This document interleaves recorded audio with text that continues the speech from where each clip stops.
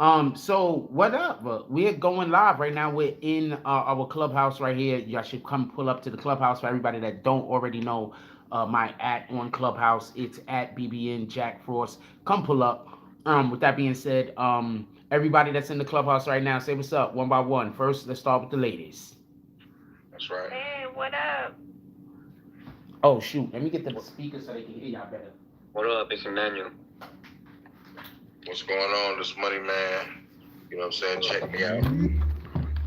What's up, y'all? It's King. Cooling with Jack Frost, BBN gang. Okay. Good. I forgot to even say who I was. Hanging out Yeah, with the you OG. did. I wasn't gonna. You know. I wasn't gonna put. I wasn't gonna say nothing. Hold on, I gotta switch this thing over real quick. I'm with y'all. What y'all want to talk about today, Emmanuel? Yes, we could talk about 6ix9ine. I know you're gonna say that. What else y'all want to talk about? Because Manuel's here, so we're gonna have to talk about 6ix9ine at some point. So what else y'all want to talk about besides 6ix9ine? Yeah, we go, let a rat stay in his hole and let a rat be a rat. But we do need to talk about, if y'all don't mind, how can I put this? We do need to talk about prepping and preparing for this government. What they trying to, turn against us and Say that what are we again. gonna Repeat do? that. Repeat that. It was switching over speakers. I need you to repeat that.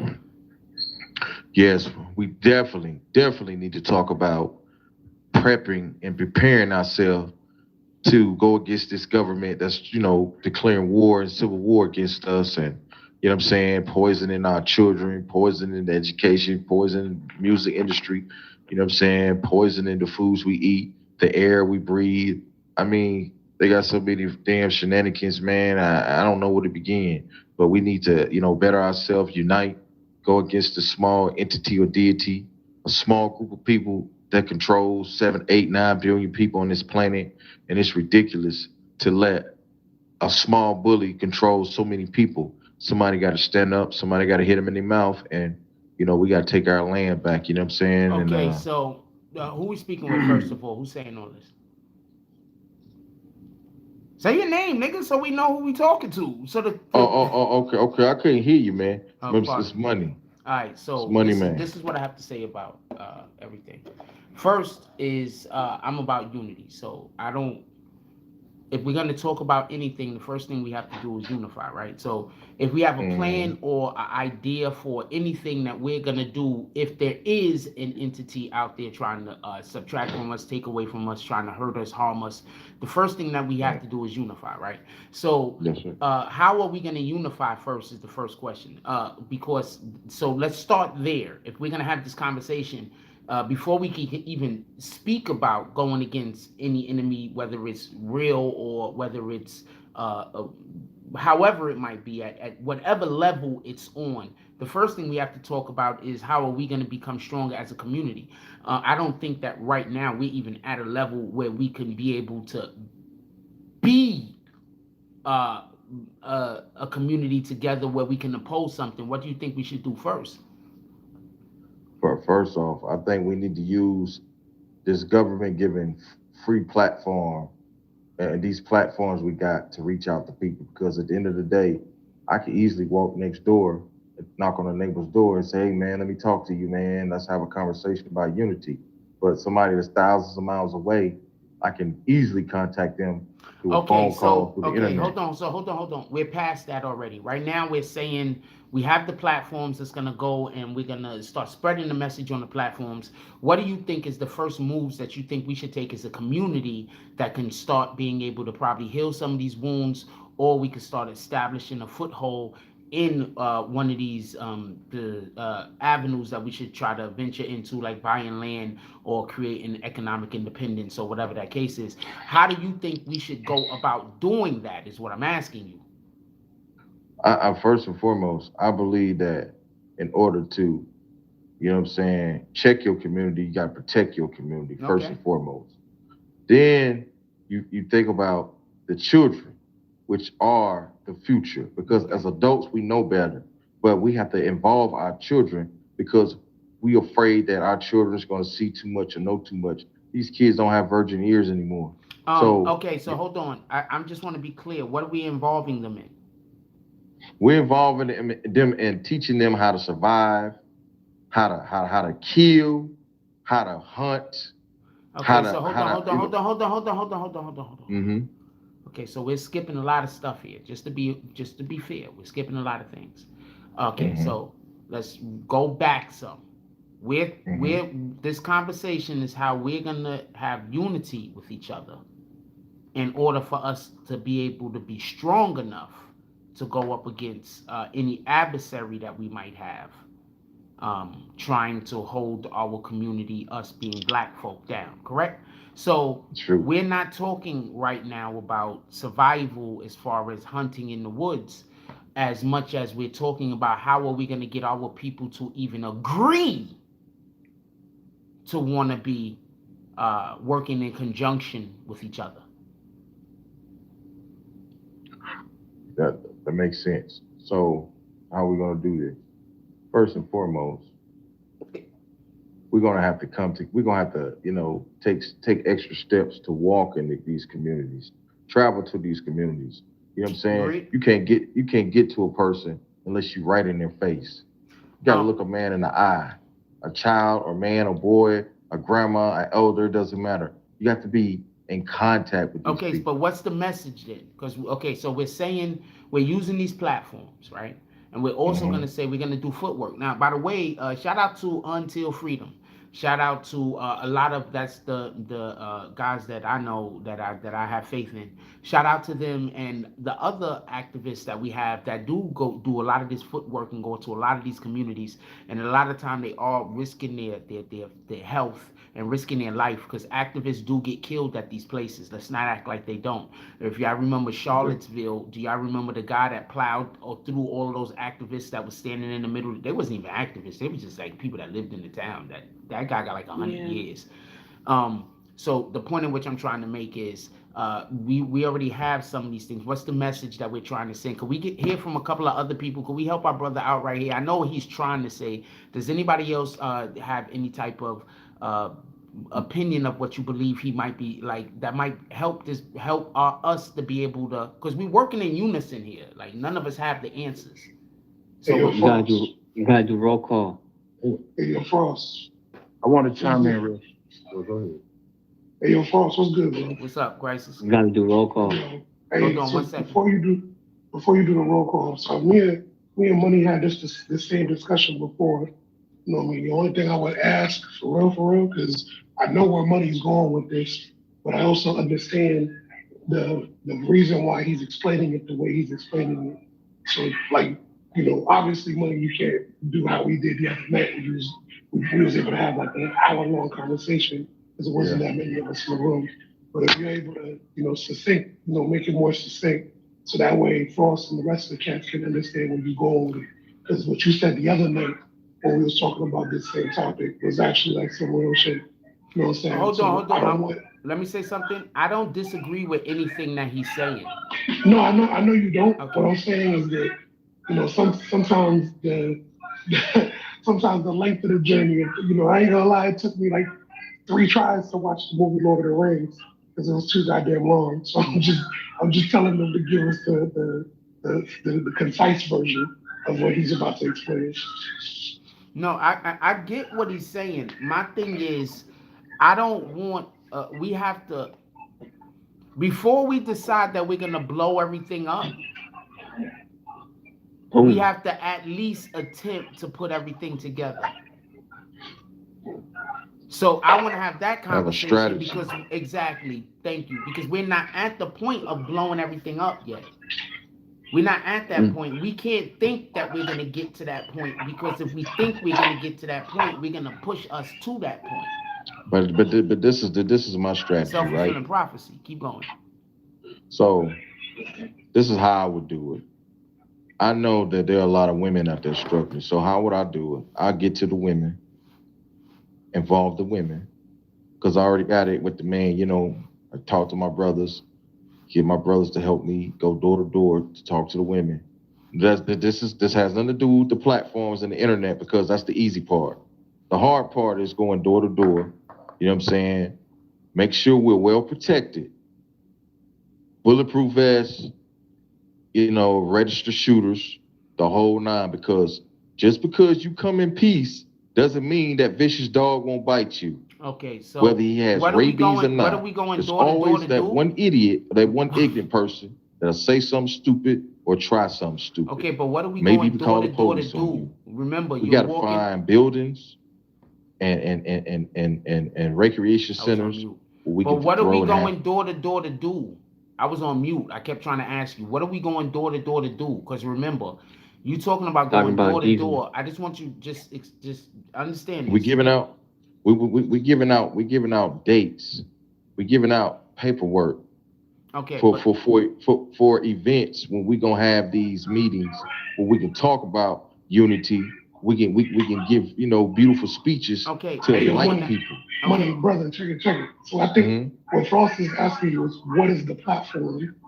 You know how the Panthers had a platform. They had a 10-point platform. So what is the platform? Like, what is it that we're actually attempting to achieve? what's the mission statement? What are we trying to do? What are we trying to do, and how are we going to get there? Because what I'm saying is this.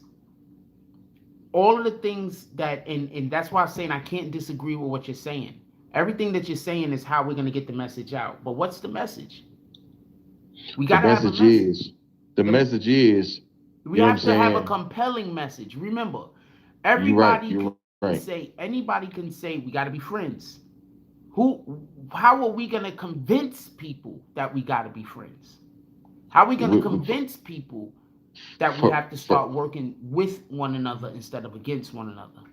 First of all, we're gonna show statistics to show people that the system is not your friend, the government is not your friend. You know, put the guns down, unite, stop killing each other. You know what I'm saying? We stink at each other like dinosaurs for no apparent reason.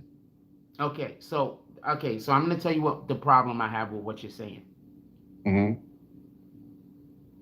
I'm gonna give an analogy real quick. That's a real life thing that happened. I'm not. It's not an analogy. I'm gonna tell you about some actual history of America real quick. Mm-hmm. You know the Scottish and Ireland, the Irish. Pardon me, the Irish. When they came over here to America, they were treated like we're treated. Terrible. The first ghettos actually they lived in. Black people didn't live in the first ghettos. All right, so. In order to change their situation in America, what did they do? They infiltrated their local police by becoming police. They infiltrated their local politicians by becoming politicians. And then now, how many years since then? 100 years? We don't even remember them as being in that position. So everything that you are saying is against. I don't believe that we should preach be against. I believe that we should preach assimilate and then control, and then not assimilate and control, pardon me, because we don't want to be assimilated into, but what we do want to do is infiltrate. We do need people where they're creating the laws at to want to create laws that's going to be beneficial to us, right? Yeah, because but you know the reason why I say what I'm saying, we're going right? to be able to beat America. I don't know how to tell you this, but there's countries that can't beat America. You think we're gonna be able to beat America? There's countries that cannot beat America. That's facts. It's government because they're very oriented and they're organized. But I can tell you this though. This is my perspective. You might agree. America has the biggest military in the planet. So we're in the Milky Way, right? As far as we know, America has the biggest military in the Milky Way, in the galaxy. And you think this people who are 13% of the population. I'm sorry. Keep going.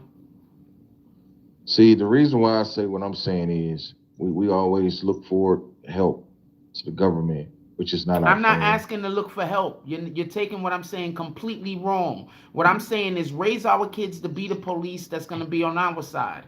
Raise our kids to be the mayors that's going to make the laws that's going to help us. raise our kids to try to be the governors and the senators that's going to then make the laws that's going to benefit our communities. That's what I'm saying. I have no idea what you are hearing because you're saying, I'm saying, ask the Boss, he's government for actually help. agreeing with you. No, I'm agreeing with you, brother, but you gotta let me talk in order to understand me, brother. Okay.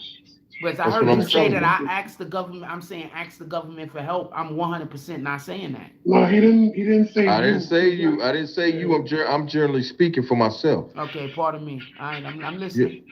Yeah, but what I was saying was, I get sick and tired of the cowardly acts we do, holding up fucking the cardboard saying Black Lives Matter, this and that and the third. This is some pussy shit to me, man. Because at the end of the day, they sit back and laugh at you. You are a mockery of a coward to them. They don't give a fuck about your protests and all that shit. I believe in being a warrior. I believe sometimes you have to fight fire with fire. When has being nice, shaking an enemy's hand has ever helped anything? Okay, so I'm gonna say this. You do know that nowadays when police are shooting black people, they're going to jail, right? Well, some of them, but the justice is. Hold on. We're not gonna do that. There used to be none of them. So if any of them are going to jail now, it's a step forward, right?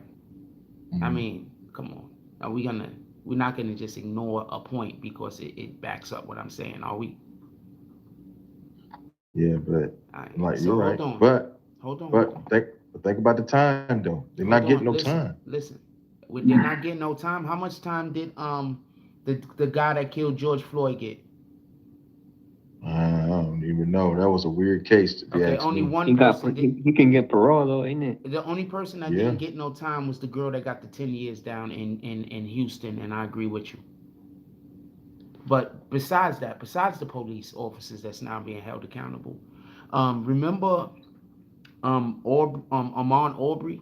Do you remember that he got killed? 3-4 months passed by. People just they just went about it. His mother had to go through town every day and see the men that killed her son, and there's nothing she could do about it because nobody wanted to do anything about it. And then something leaked, and the protesters, the activists that the cowards that you were talking about, they jumped on it.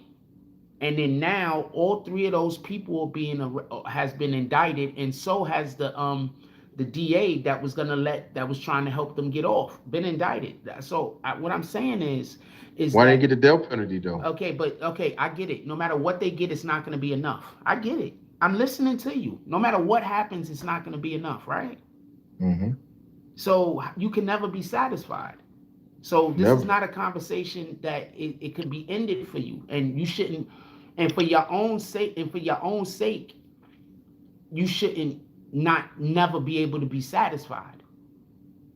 Because everybody got pain, especially us black people and us minorities, even people who aren't black, just other minorities also, have gotten pain from the lives that we have to live on the planet, not just America, because there's racism and all types of bullshit everywhere. You know what them women over there in Afghanistan is going through right now? They're being treated like literal animals now. They have no rights of no kind. They're property. I'm just saying. So you have to be able to be satisfied. And then don't get it twisted. I'm not satisfied with black on black crime. I think That's what I was trying to say about Brittany Renner. These black men should get just as much time as these white men who's killing these black men, whether it's racism or not, because I don't condone a black man killing another black man. Hell, I think that's just as ignorant, if you ask me. You know what I'm saying? And statistics show that, hell, we kill each other more than anybody. Okay. Statistics show that all races kill their own race more than any other race kill their race. Just so we can be clear. So yeah, black people kill more black people than anybody else, but white people kill more white people than anybody else kill white people, and so on as we go and talk about any demographics. Just so we can be clear. All right. Yeah. So let's talk and have the conversation and the dialogue in a manner where we can build. That's all I'm saying. I want to build. I don't want to be and I know I have my own biases, so I'm not upset at anybody that has their biases. We all have certain That's right. biases. I want to chime in real quick. Yes, sir. All right, so Can I chime in real quick? Yeah. Yeah, I just want to, chime in on a few topics. Starting with the black on black crime. Things are politicized when it comes to black and white, especially when it comes to black young males getting shot down by these white cops. So things, and not only is it for political gain, but that goes into the spiritual also, because those images, okay, you see a cop with his knee on a black man's neck or whatever, okay, those images are painted through the media, and there's young black kids that are seeing this. So this is installing that fear, man. See, fear is Modern day hanging.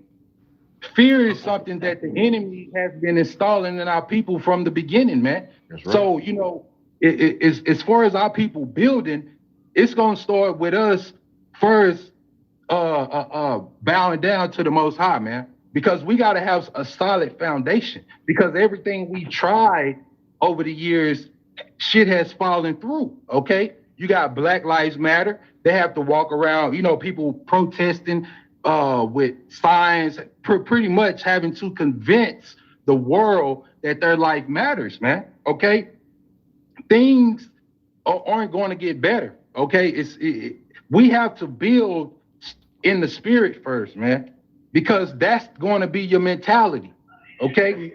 We can hand out this and you can hand out that and you can go set up this and set up that, but until the people have their mind right, ain't none of that shit gonna work, bro. It's like a generational curse, if you ask me. Ken, also just to kind of piggyback off of what you just said, right? Does anybody in this room know who the Native American by the name of Tecumseh was? Maybe everybody just needs to go to church. Can y'all hear me? Get right with God. we hear you, my brother. Go. Okay. So, do could y'all know everybody who else mute their mic, please? Yeah, do y'all know who the Native American by the name of Tecumseh was? No, man, if you don't know who he was, I definitely suggest that you go check him out and look him up. Because what he was, is he was the person who realized how the Europeans were able to conquer this country. When he was young, he had an encounter with a European, and that European ended up, kind of becoming a confidant of his, if you will, and he started to learn the history of the Europeans. And one of the things that he realized when he was learning that history was that the reason why they were able to fight against the British is because of the fact that they put aside their own differences. And this dude literally went, for as far as he could go and reached out to every single tribe. Here's the thing, like Frost said, everybody is the number one killer of their own demographic. That's just, racial demographic, that is. What he did is he literally would go to all the different tribes, whether they were warring or not, and he tried to bring them together as a confederation to make them understand that, this is how the white man was able to shed the chains off of from Europe. Like, we need to be on the same type of time. But the thing is that by the time he attempted to do that, the Native Americans had already been so weakened in this country that there was no coming back or winning at that point. And it's like, when we look at our own situation, this is one of the reasons, Frost, why I always tend to bow out of the conversations in the live chats when people start talking about the police or the black on black. Because look, I lost two cousins that were in the same family, older brother and younger brother. The younger brother was killed by the police. The older brother was killed by another black man who was renting his basement and didn't want to pay $800 for the rent. Damn. You know what I'm saying? At the end of the day, what we have to be able to do, though, is choose to put aside our differences so that we can move forward for the common good. That's the first step. Whether we like to believe it or not, whether we like to believe it or not, and I'm going to say this with the most enthusiasm ever, Black lives don't matter unless it matters to us. You know what I mean? We have to be able to put our own petty differences aside and then move forward and say, look, the Arab proverb is true. Me against my brother, me and my brother against our cousin, me and my brother and my cousin against the world. Okay. So once we realize that and start moving with that type of energy, nobody can stop us. We're not a minority when it comes to the world. We're only a minority when it comes to the statistics. Okay, so hold on. One, I believe me, I'm right with you with like 95, 96% of everything that you just said. I just want to be clear on that. I'm here for this, all right? But what I do want to say is that once again, what are we gonna do to create unity? Everything that you're complaining about, and these are good complaints. I can't even say complaining. I'm gonna say acknowledging. We're not gonna say we need to change that. We need to change that verbiage. When we're talking about something that's a real thing, you can't be complaining if it's a real thing. You got to be acknowledging or speaking about a thing. You know what I'm saying? Like if there's really water on the floor and somebody says, fucking you spilled water on the floor, they can't be complaining that there's water. Water's actually on the floor, you rat bastard. Get it up. So I don't think what you're doing was complaining. You was acknowledging that there's a problem in our society where us as black people don't seem to see us, seem to attack us. And obviously that's what you're saying, right? So no, that's not what I'm saying. What I'm saying is until we love each other, until our lives, until black people lives Bro, matter you to black can't people. disagree with him. He gonna disrespect you, bro. You can't disagree. What are you talking about? Chill. Nah, you gotta go. Hard back, man. Let me speak. Boom. But that's not what I was saying. What I'm saying hold on. You're saying hold on, black lives. No, let me clarify what I'm saying. Let me clarify. Hard back. What I'm saying is we have a problem with deference. That's the problem. The word deference. Deference is when drop back and check. The deference is when we know that there's an issue here, but we want to focus on the issue there. Look, the issue there, both issues are equally important. However, I got to deal with the issue that's closer to me before I can deal with the issue that's a little bit further.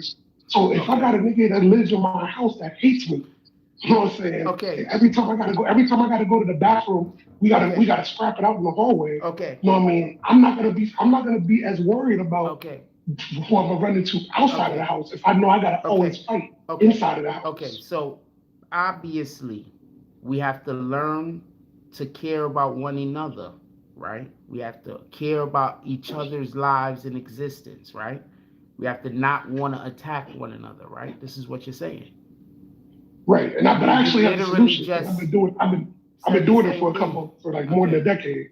Like we actually when we go out and talk to the kids, we don't just talk to the kids, hey, love each other. No. You're missing what I'm saying.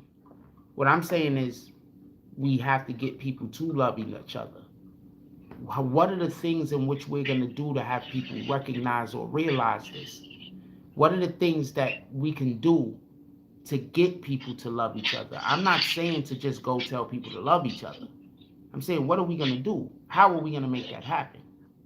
Right, Yeah, so I'm not saying that's what you're saying. That's a fact. So, first of all, we got to delete this slave mentality that majority of us as people of color have. Like, it's a whole huge slave mentality, and it's a disease, and it's spreading, and it's sad that it's been normalized in this 20th century, man.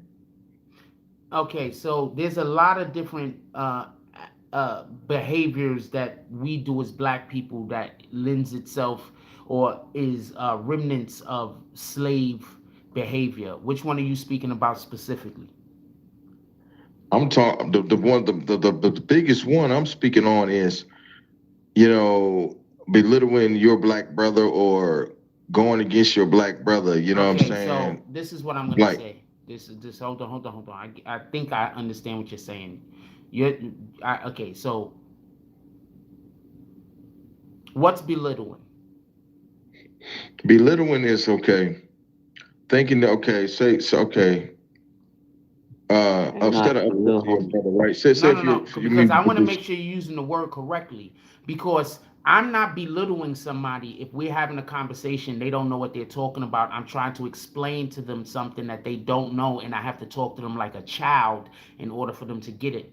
That's not belittling someone, because I have no choice but to talk like a child or they won't understand. So my point is is what are we talking about when you're saying belittling? Just do like when I say belittling, I mean look down upon your brother. okay, so hold on.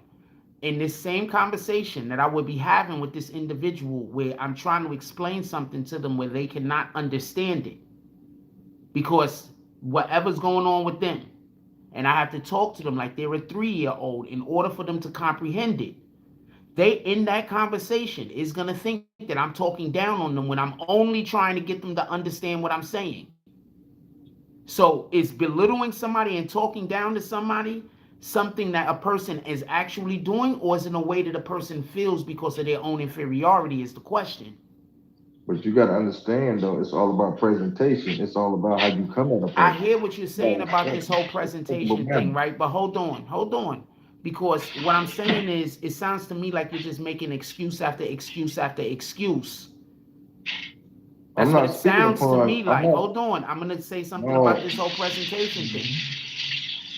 Presentation is still inferred. I can come to somebody and be the nicest and say the most nicest, sweetest way something that they don't want to hear. And just because they don't want to hear it, to them it's going to be negative. So it's not presentation. It's the way that a person is going to accept another individual. It's the way that a person feels about a situation. All right, so I'm gonna agree with you. How do you know? How do you know that person taking you serious? How do you know that person thinks that you're full of shit? You can't tell. I'm not even saying I know what the person thinks. I'm not saying I know what the person thinks. I'm not saying that at all. So I'm not. So you can't ask me how do I know. I'm not saying I know anything. But what I'm saying is you can't tell a person how to feel. I'm not telling nobody how to feel. I'm not saying that the person shouldn't feel the way that they're feeling. I'm saying I have no control over the way that they're feeling if they're causing themselves to feel that way. Okay. So check this out, though. So I agree with what Frost is saying, but at the same time, I understand what you're trying to say, Money. But I'm gonna present it in a different light. You had Michael Jordan, Dennis Rodman, and Scottie Pippen on the same team. These are 3 completely different personalities. The job of a good coach is to be able to manage and know how to speak to each individual personality. Okay. No 2 presentations can be the same. Okay. No 2 presentations can be the same. Okay. So therefore, once you start to analyze and understand the audience that you're speaking to, like I used to debate. I was in school for religious studies. I used to debate I debated Scientologists about Scientology. Okay, so hold on. Let's stick to the thing you were saying. Let's not drift off into something else. You were talking about this. If you let me finish, but you was talking about your analogy with the Bulls, and now you're about to talk about something else. So don't forget the thing that you're about to go to. I want to respond back to this analogy about the Bulls before we move on to something else. I'm not even done with the Bulls analogy yet. Okay, my apology. I'm not even done with the Bulls analogy yet. I'll wait. Talking about Nicki Minaj. What I'm saying is that what I learned in college with religious studies allowed me to have that Phil Jackson understanding. Okay. It allowed me to have that Phil Jackson understanding. So at the end of the day, my goal is to institute the triangle offense. Okay. But I can't speak to every player the same way. Okay. I got to be able to speak to what motivates that individual specifically. Okay. So you do know that the Bulls have traded people before because they didn't fit into what Phil Jackson was trying to do, right? So therefore, Phil Jackson wasn't able to talk to all the players, and some of the players had to leave in order for the team to become better.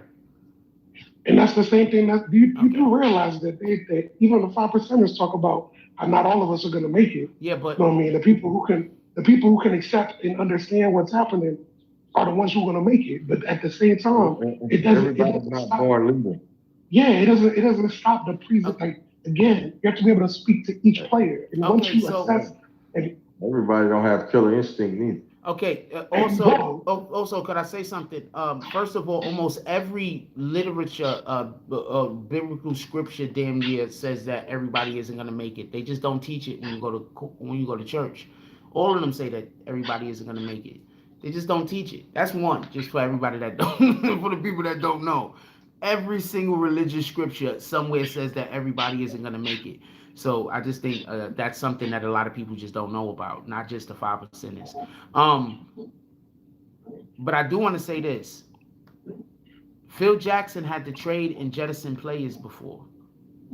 So some people are just not, once again, some people are just not going to be receptive. If I'm having a conversation, sometimes people, when they don't understand something, instead of them understanding that they just might not understand what I'm talking about, they tell me I don't know what I'm talking about. Hold on. So hold on. Because I just want to make sure that we're having the same discussion right now. Okay. Are we talking about how to further Black people, or are we talking about people not understanding you? Because these are two different conversations. No, I think it was actually, Nicki Minaj. actually, hold on. We was just talking about being able to lead something. Phil Jackson. What I explained No, was so Phil Jackson had to jettison players. Hold on. Phil Jackson had to jettison players. Why did Phil Jackson have to jettison players? More than once. He's made a lot of trades. Remember Horace Grant? I just wanted to name one of the better players that he got rid of. Well, Horace Grant left when Phil Jackson. He won a championship. When Jordan retired, Horace Grant left. So my apologies. But the point in which I'm trying to make, there was players that Phil Jackson had traded. He's made millions, lots of trades. What I'm saying is sometimes when somebody is talking, people aren't receptive to the message. And then to even hammer the nail home, I just used an instance that I know you've seen before at least once, where I was having a conversation and I'm talking about a thing. And just because a person don't know what I'm talking about, they tell me I'm wrong. So that's what happened. I wasn't talking about me. I was saying in order for us to be able to work together, we have to first have to be able to be on the same page. People have to be receptive to the message. So how are we going to deliver this message and make it so that people can be receptive? Right. So to speak to that very particular point, it does not negate what I just said. I didn't say it negated anything that you just said. I didn't say that you said that. Okay. Calm down. That's not what I said. Okay. What I'm saying is it does not negate what I just said. Okay. At the end of the day, some people are a fit for the triangle offense. If you like to dribble too much and shoot all the shots yourself, then you might not be a fit for the triangle offense. Allen Iverson might not have worked in Phil Jackson's offense. Does it make Allen Iverson a less than a great player? No, it doesn't. But at the end of the day, he was trying to implement the triangle offense. So what we need to figure out, this is what I was saying to Money earlier, what is our 10-point plan? That's the triangle offense. Okay. What is our 10-point plan? What is the platform that we're going to decide that we stand on and die on the hill for? And once we decide that, then guess what? We can see who fits into the triangle offense and who doesn't. And unfortunately, the ones who don't get left behind. You know what I'm saying? Can they go win a championship somewhere else? Maybe, who knows? But best of luck to them. You know what I'm saying? Because at the end of the day, we trying to win a championship. Okay, I'm on that time. And the funniest thing that you can ever find out in life is that not all Jewish people like each other. That's a fact.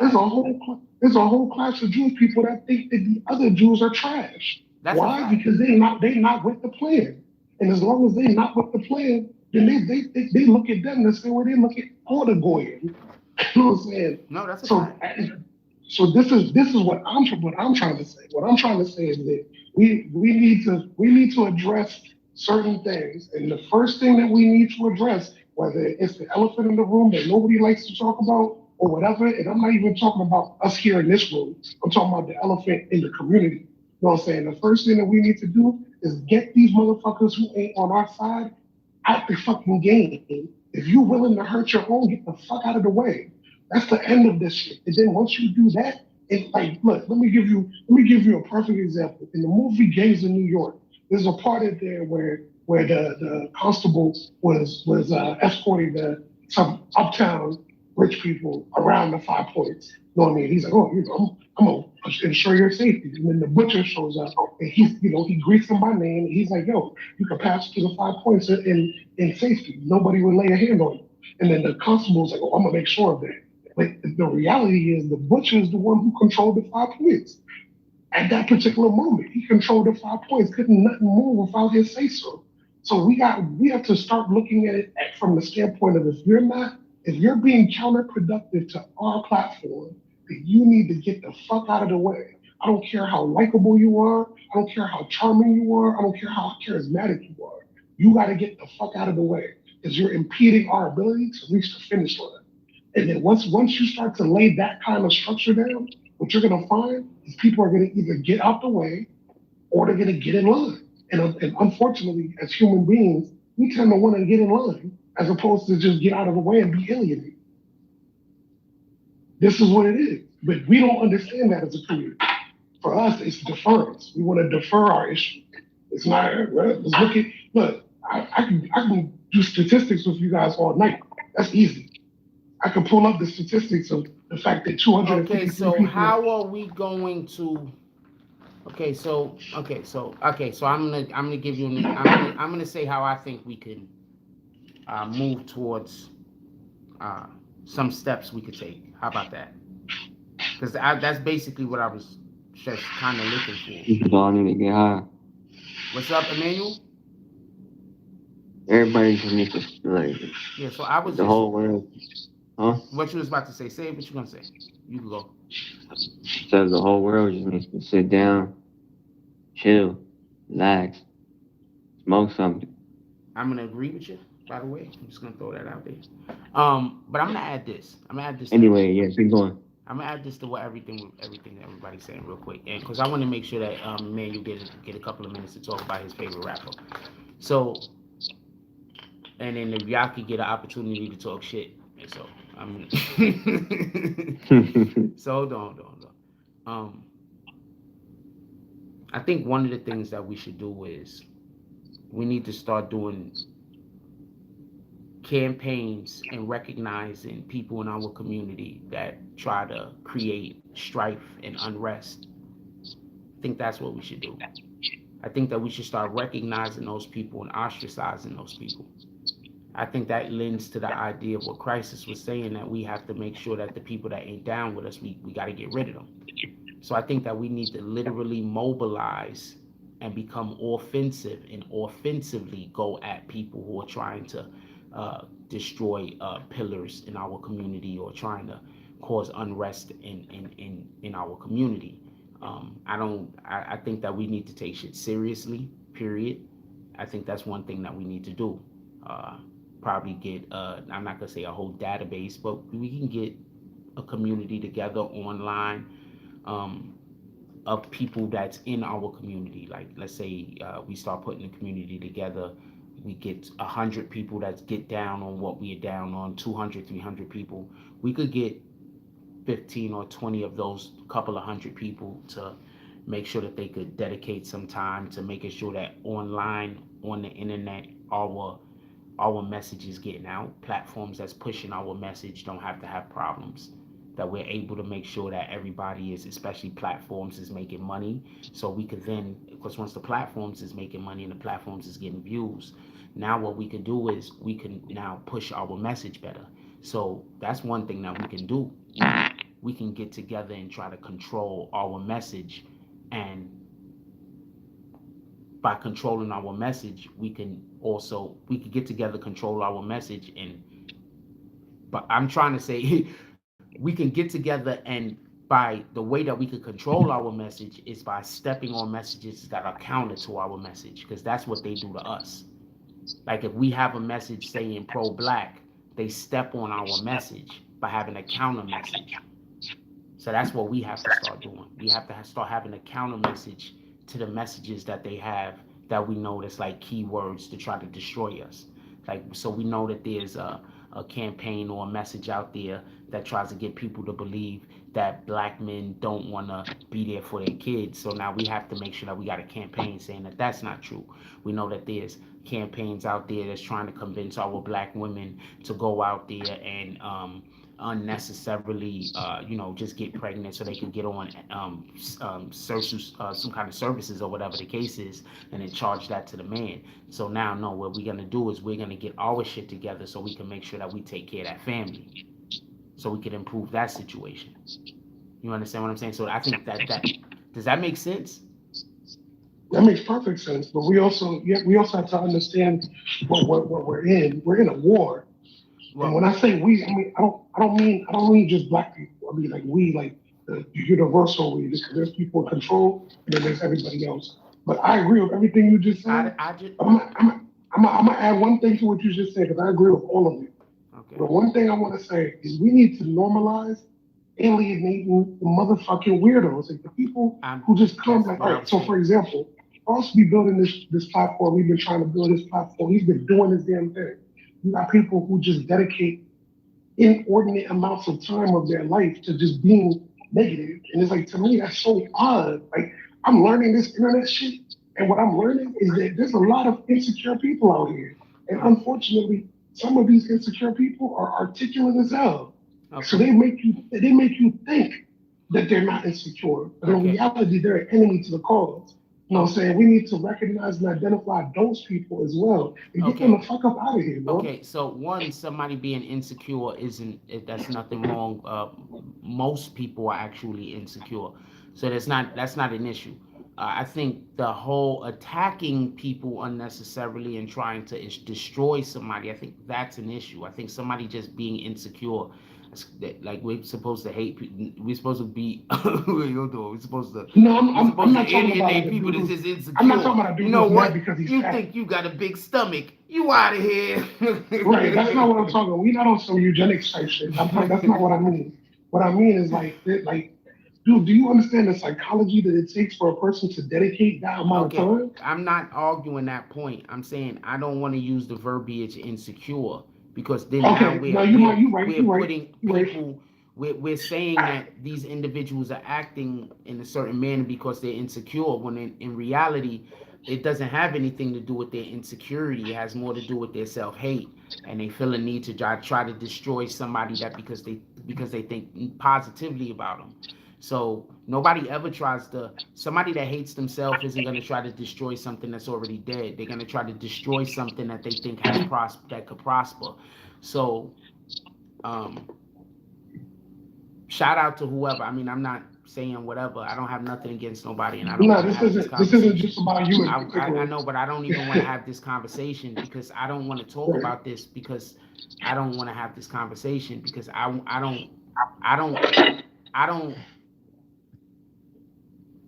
don't think y'all truly understand how it feels to be stalked. So I don't want to have this conversation. Bro, let me tell you something. I don't want to have this. I'm leaving if we're going to have this conversation. We're not going to have this conversation, but I'm going to just say this one piece. When my niece got murdered, before she got murdered, she was missing for a week and a half. And it was on CNN and everything. Do you know that they were creating whole YouTube channels claiming that we were a part of the Illuminati and we sacrificed my niece and all this other stupid weirdo shit? Jolie Musa. Hey, I want to elaborate on something right quick, y'all. I want y'all to let me talk, right? Now, in order to catch a roach, you got to think like a roach. You don't have to kill them, but you got to catch them, right? And we know the biggest problem in America right now are ages 30, mostly ages 30 and below, because the majority rules. So in order for us to solve any problems, whether it be crime, education, this and that and the third, we gotta start from the youth, 25 and below, 30 and below. You dig what I'm saying? That's the only way we're gonna fix a problem in America. Let's just face the reality, man. Yeah, that's a fact. Wait, hold on. That's the reason why Charleston Heston told the young dude in Planet of the Apes don't never trust anybody over 30. That's why I'm always for the kids. That's why I'm always for the youth. Because at the end of the day, they're special. They're angels of the Creator, and the Creator gives them passes. Hold on. We gotta understand it's their time. Hold on. So first of all, I'm not all. I agree with you, Doug. If we're talking about changing the trajectory of our society, then you have to go to the next generation. You have to go down to the generation that's the most impressionable. So if you want to try to change the trajectory of our society, you're gonna have to go much lower, probably down to elementary school, and if we start changing the way that they're teaching in the elementary schools. Why do you think they're trying to do all the stuff that they're doing when they're trying to change the way that they're teaching slavery? They know what they're doing. You understand what I'm saying? So they don't want the white kids down there growing. Everybody thinks they don't want to teach slavery to the black kids. They don't want to teach the slavery to the white kids because they don't want to have the problem they have with this current generation, where there's so many white kids that's out here that is against slavery because it's been hammered in their head so much and they believe it and they know it. So what we would have to do is we would have to try to get to the kids in the elementary schools before the junior high schools. We're gonna have to get to the kids in the elementary schools, and I'm not saying give up on any of the kids that's above that, but I'm saying that's where we're gonna have to start, because that's where they're gonna be their most impressionable, between the ages of like 4 and 8. They're gonna be like 4 and 7, 4 and 8. They're gonna be their most impressionable. So that's probably when that would make sense. But we can't do nothing with the schools, so that's why we gotta create programs, after school programs. First of all, everybody can homeschool their kid. I think that we should start doing homeschooling, to keep it a whole stack with you. But I don't think we should do homeschooling the way homeschooling is generally done, and that's why we got to start increasing the how do you say, the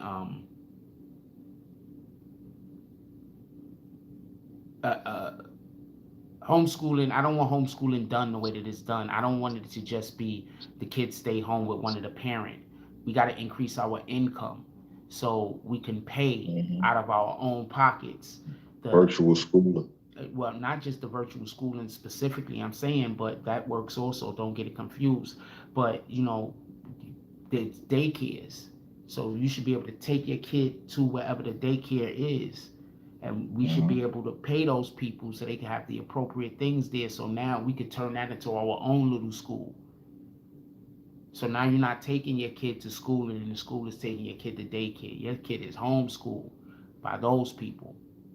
And then we could create our own schools, and we could teach them what we want to teach them. See, if we ain't on that type of time, then I don't know what anybody's like. So this is what I'm talking about. How are we gonna create change? That's why when y'all was saying what y'all was saying, I'm saying, yeah, we got to do those things also. But what ideas are we gonna use or implement that's gonna actually start changing the minds of people?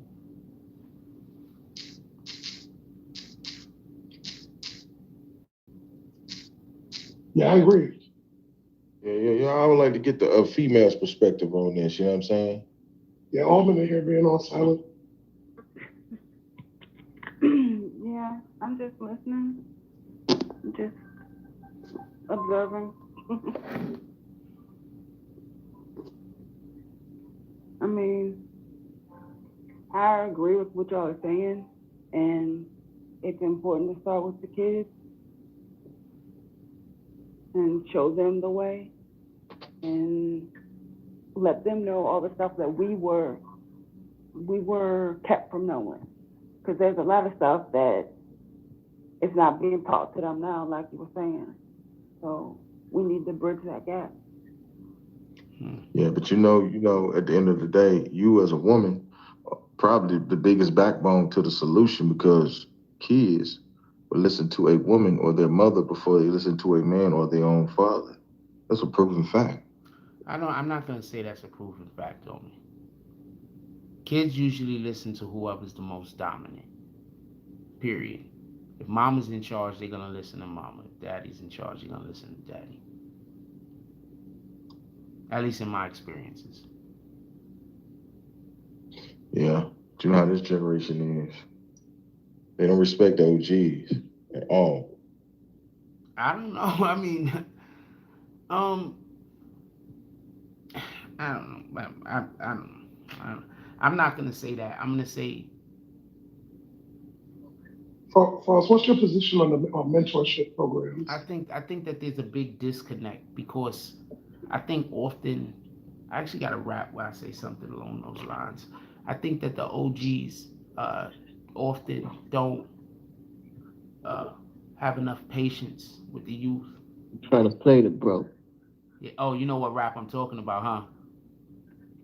Shout I out told my mom you about to milk the goat. Man, not milk the goat, bro. This is, make come on, but bro. This dude said milk the the goat. point in which I'm trying to make is sometimes the OGs, let's say, they're not they're not teaching the youth the right way. They're not earning that respect. They just want to be the OG because they're the older nigga. They're not being the OG. Like, what you doing for that kid? Like, what you doing for that youth? You just can't be the nigga OG because you older than him. Hold on, what is you doing for him? Is you putting bread in his pocket? Did you putting knowledge in his head? Because if you ain't doing something for him, then he don't got no reason. You ain't his OG, my nigga. You just an old nigga he know. Old goat, like 50 used to call Yeah, tell me where I'm wrong at. So A lot of them have no father figures too. So some people had fathers and didn't have fathers. So I'm not trying to argue with nothing you saying. I think that we got a lot of youth that need to pay attention to what we got a lot of youth that needs to fall in line and do different. I'm agreeing, but I think there's error on both sides. I think that there's fault on both sides. That's all. That's a fact. That's all I'm saying. I Yeah. think there's fault on both sides. I think that. What's your position on mentorship? On mentorship program? I think that first of all, everybody should have a mentor. I wish I had. I have a mentor, but I used to have a mentor. When I first started this channel. I actually had a mentor. I think that let's this person right here. I'm probably about to kick them because they're probably gonna come in here and talk crazy. But we're gonna invite them up there. We don't know that person. I don't know that person. I just assume everybody's ops. If I don't know you, if I don't know you, I don't have ops. If I don't know you, sometimes I'll be like, this motherfucker just hating. Hold on. So I believe that Hey, hold on, all before you say that, let me tell y'all something. I remember when I had got surgery, right? I wasn't able to be online for a minute because niggas was recovering and shit. I came back online. Why Frost talking about, yo, I thought you left for them other dudes. I'm like, what? What are you talking about? I remember that day. I remember that day. I'm like, what? I said, what other dudes are you talking about? Like, so don't. We all need mentors. First of all, I think we all need somebody to talk to, and we all need somebody that we trust. We trust them when we act. That we can trust their opinion, and we also feel that they're capable and knowledgeable. We all need that. So real spill. So yeah, I think all children should have mentors. All children should have mentors, period. Especially because we have the families that we have that are a lot of the families are broken.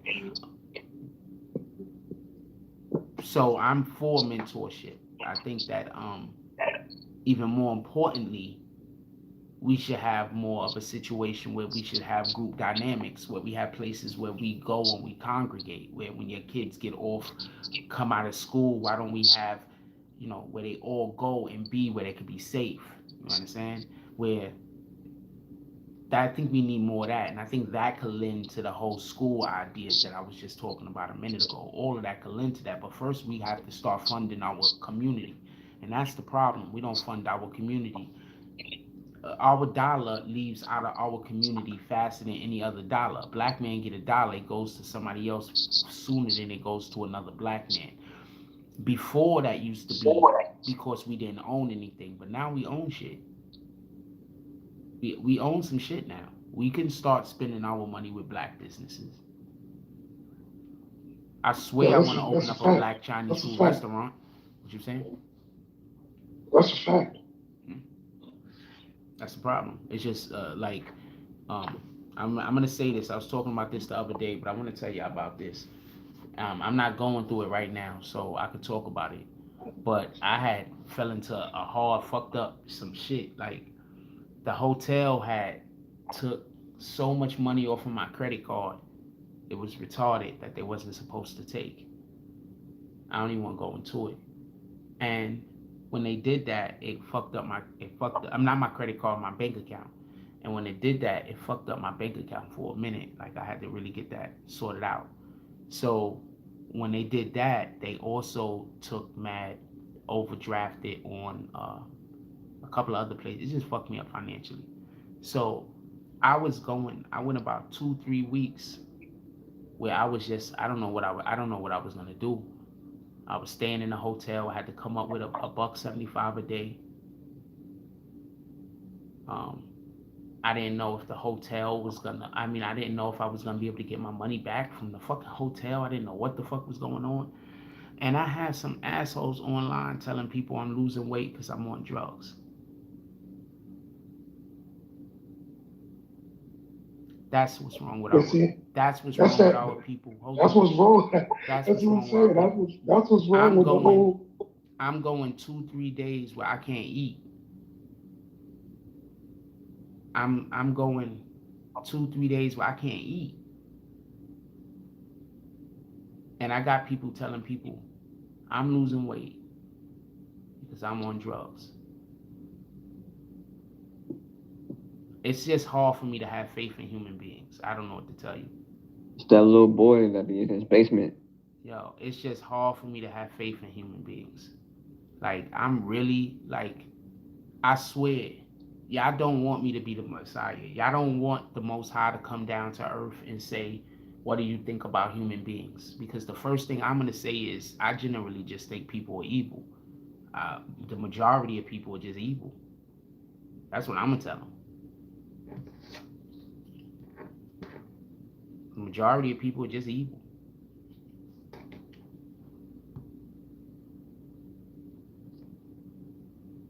We gonna Thanos this bitch. And I'm not even joking. Salute, room, salute. What's up, Jack? What up? Who this? We let him chill. Mr. Icy, so icy. Fab Sean. Alright, that's what it is, chilling. Yeah, so I'm a Thanos the bitch. I'm gonna keep it a stack with you. I'm gonna do worse than Thanos the bitch. I'm gonna keep it all stacked with you. Hey, yo, man, I have a question for you. What do you feel like the role is that like what Money was saying earlier about women being the backbone of the Black community? Like, what do you think the role going forward? Actually, before you even said it going forward, like, where do you think the role kind of derailed in terms of the younger generation of women? And then how do you see being able to get it back on track going forward? That's a good question. I think it would take the older women to actually sit down and actually teach the younger women, the younger generation, and actually spend time with them, you know, and just talk to them and give them some type of direction, because it seems like millennials, they just out here doing whatever because they don't have, it seems like, parents that really care enough to sit down and teach them and talk to them. I don't know, but that's what I think that needs to be done. That we have to actually try to give them some type of guidance and let them know that somebody actually does care about them and cares about their future, and show them the way to go. That's what I explained. Money, Better than what we are. So, Money, you know what's wild? Is that what she just said basically confirms what you've been saying and what Frost's been saying. I think that gap between the generations, and I'm not talking about in terms of an age thing, I'm talking about in terms of understanding each other. That gap has grown so much that people are almost unwilling to engage because nobody wants to be wrong. The younger generation don't think they're wrong for doing it the way they're doing it. The older generation don't think that they're wrong, for whatever. So it's like neither side wants to admit that, you know what, we both fucked up. You know what I'm saying? Like, I should have been there more for you. Versus the younger generation saying, you know what, yeah, I'm fucking up too because I should be listening to you. I want to hear you, you know what I'm saying? Hold on. But you know what I think? But you know what I think though? And this right here, gonna spill the beans because a lot of people might disagree, a lot of people might not agree, but I can care less because I'm entitled to feel the way I feel. I feel like the biggest killer of our race is we have the highest percentage of divorce in our race in America. Highest percentage of abortions. And last but not least, in order to genocide a race without murder, mayhem, is homosexuality. When we know 2 men can't make a baby and 2 women can't make a baby. But nobody talks about that because people are afraid of what the fuck people are going to say about them or say to them. Okay, so I'm going to interject if you don't mind. First, Go Tell ahead. a story about the throat. funny. First, I found the money. what was the first point you made? I just want to, because what was the first point you made? You remember? I was basically talking about abortion and Okay, one, yeah, we percentage have of divorce in our race is basically black people. We have the highest percentage of divorce and highest percentage of abortion. Okay, so first I'm going to talk about the divorce thing. First, that's 100% true, but once again, all of our media is about dysfunction and toxicity. Mm-hmm. So, what's the main shows that women watch? No disrespect, I'm just asking. Love and hip hop. Dysfunction and toxicity, right? With a lot of dramatic shit in there. That girl, she be tearing them shows up. She love them shows. Right, boom. All right, so, and I'm not blaming women, don't get this confused. But what I'm saying is that our culture is being slowly turned into a bastion for toxicity, right? So, how do you expect that if we're dealing with negativity all day that it's not going to seep into our family? So there is going to be a lot of divorces in our community more than others because other races, if you look at most races, their whole entire like definition of their is based around family. Think about it. When you think about Italians, what you think about? A whole bunch of people sitting around the table eating, being family, right? When you think about Native Americans, what you think about? Family atmosphere type stuff. You think about Mexican, family atmosphere type stuff. When you think about black people, what you think about? Yelling, screaming, fighting, arguing, not getting along. Cussing. Yeah. So once again, we have the American blacks, so to speak. well, no, those are the only blacks I'm talking about. I'm only talking about black Americans. I'm not talking because those are the ones I'm talking about.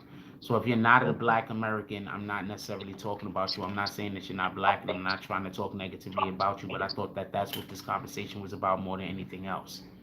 Mm-hmm. So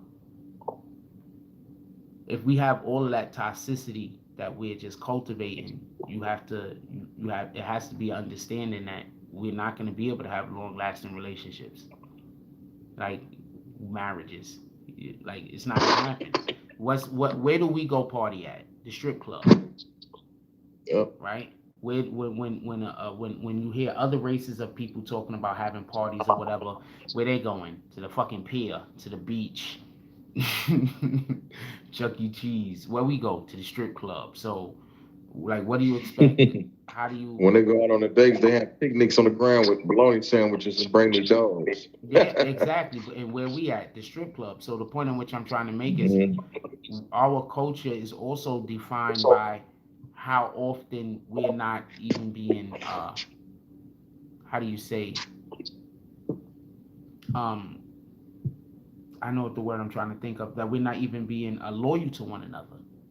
You understand what I'm saying? So we're not being loyal to one another in the aspect of we can't not cheat on each other. Then how can we be loyal to each other in other aspects? You can't even keep your dick in your pants, but we expect you to be able to trust you with all of that information. Shout out to that shit though. Anyway, so the second thing you said is the abortion. The abortion rate is way too high. I agree with you. But that also goes back to we're in the strip club. There's a lot of stuff going on. You understand? Now, what happens if those babies are born though? Because I believe, and this is so fucked up to say, I believe we would have a bigger problem if all of those babies that is getting aborted was actually born, because we're not talking about the majority of the people that's getting the abortions aren't the grad student. They're not even getting pregnant. You understand? Who are the people that's getting the abortions? I'm gonna say something real quick, and this is a fucked up thing to say, but I'm gonna say something real quick. You ever heard of the movie Idiocracy? Nah, I never seen There's a movie that. called Idiocracy. It's a comedy. It's funny as shit. Basically, all the stupidest people had a ton of babies, and all the smartest people didn't have any babies. So the world just got really stupid. That's what's happening to black people. Dang. Literally. So I remember that movie. So yeah, that movie is funny as shit. Funny as shit. That's literally what's happening to black people. So I'm not gonna stand here and cry about the abortion problem. I think that I don't like the abortion issue. Don't get it confused, but I just think that there's bigger issues. Is that fair?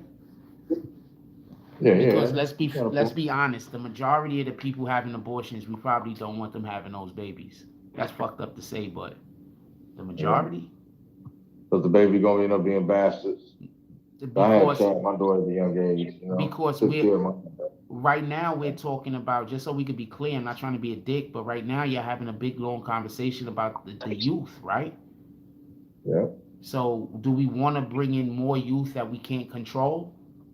And I'm not saying control as in control them, but at least raise them in a manner that they'll be able to be good in the community. So we got to think about these things. That's a fact. It's a fact. Yeah, so we got to think about these things. I think people are just saying the abortion thing, and you're forgetting a lot of these people that's probably having the abortion probably got drug problems, underage mothers. But you got to understand, though, prostitutes. These underage young ladies, they're the equivalent of their mothers, because their mothers ain't no better than them. I'm not even okay, but that's whataboutism. All I'm saying is we probably don't want them having these kids. That's what I'm saying. Remember, in the 80s when kids was having kids that shouldn't have had kids, we had different type of grandmoms back then. The grandmothers back then could have hold the ladies down. Do you see these grandmothers now? These grandmothers now is only like 12 years older, 14, 15 years older than their kid. Yeah, grandmothers now be having TikTok pages. Yeah, so the grandmother's still in the club. I wish my grandma would. So you understand what I'm saying? So so I understand what you're saying about that, but I think that there's pros and there's cons. You understand? Is that fair? Hey, yo, Frost, can I say something real quick? What's up? This is why I kept telling you needed to be on Clubhouse. That what? I said, this is why I kept telling you that you needed to be on Clubhouse. Oh, well, I had to buy a new phone, man. Because the thing is like I've had conversations with you offline, and I know how like your ability to like articulate and communicate. You know what I'm saying? I think a lot of times when you're communicating to text on a screen, because they only have 125 characters, it's not the same as when you're doing this. Like this right here is what everybody needs to be seeing. And truth be told, you can even use this on the show, because you can just hook it up to the Bluetooth, boom, blow it up, get you a moderator in here who's gonna kick motherfuckers who are coming in here and being weird, and then you can interact with them through that. My dude, we're live on YouTube right now. See, there we go. Shout out to the chat.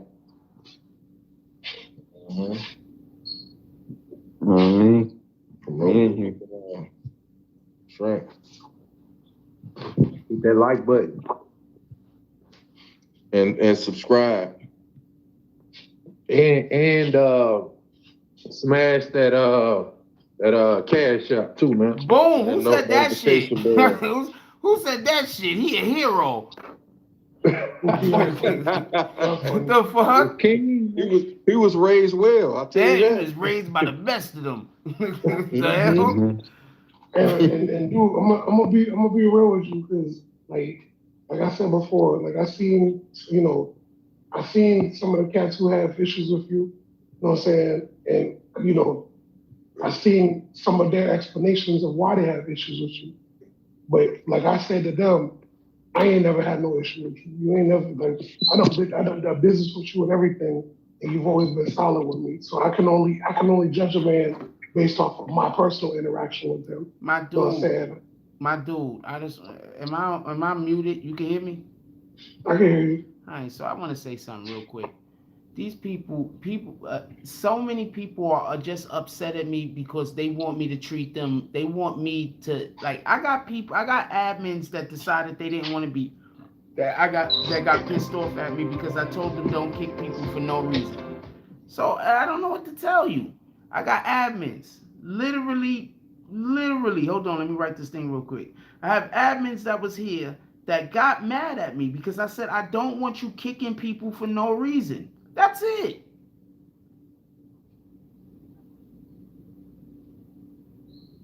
My fault. I can't hear you because I had to turn the thing down because I'm doing the thing because I had to pin the jump off. This is Clubhouse. You got to download Clubhouse or whatever that case is. You need the Clubhouse app. Clubhouse or whatever that. Y'all can hear me? You need the Clubhouse app. Mm-hmm. Y'all can hear me? Yeah. Yeah. My fault. I had that shit looping by accident.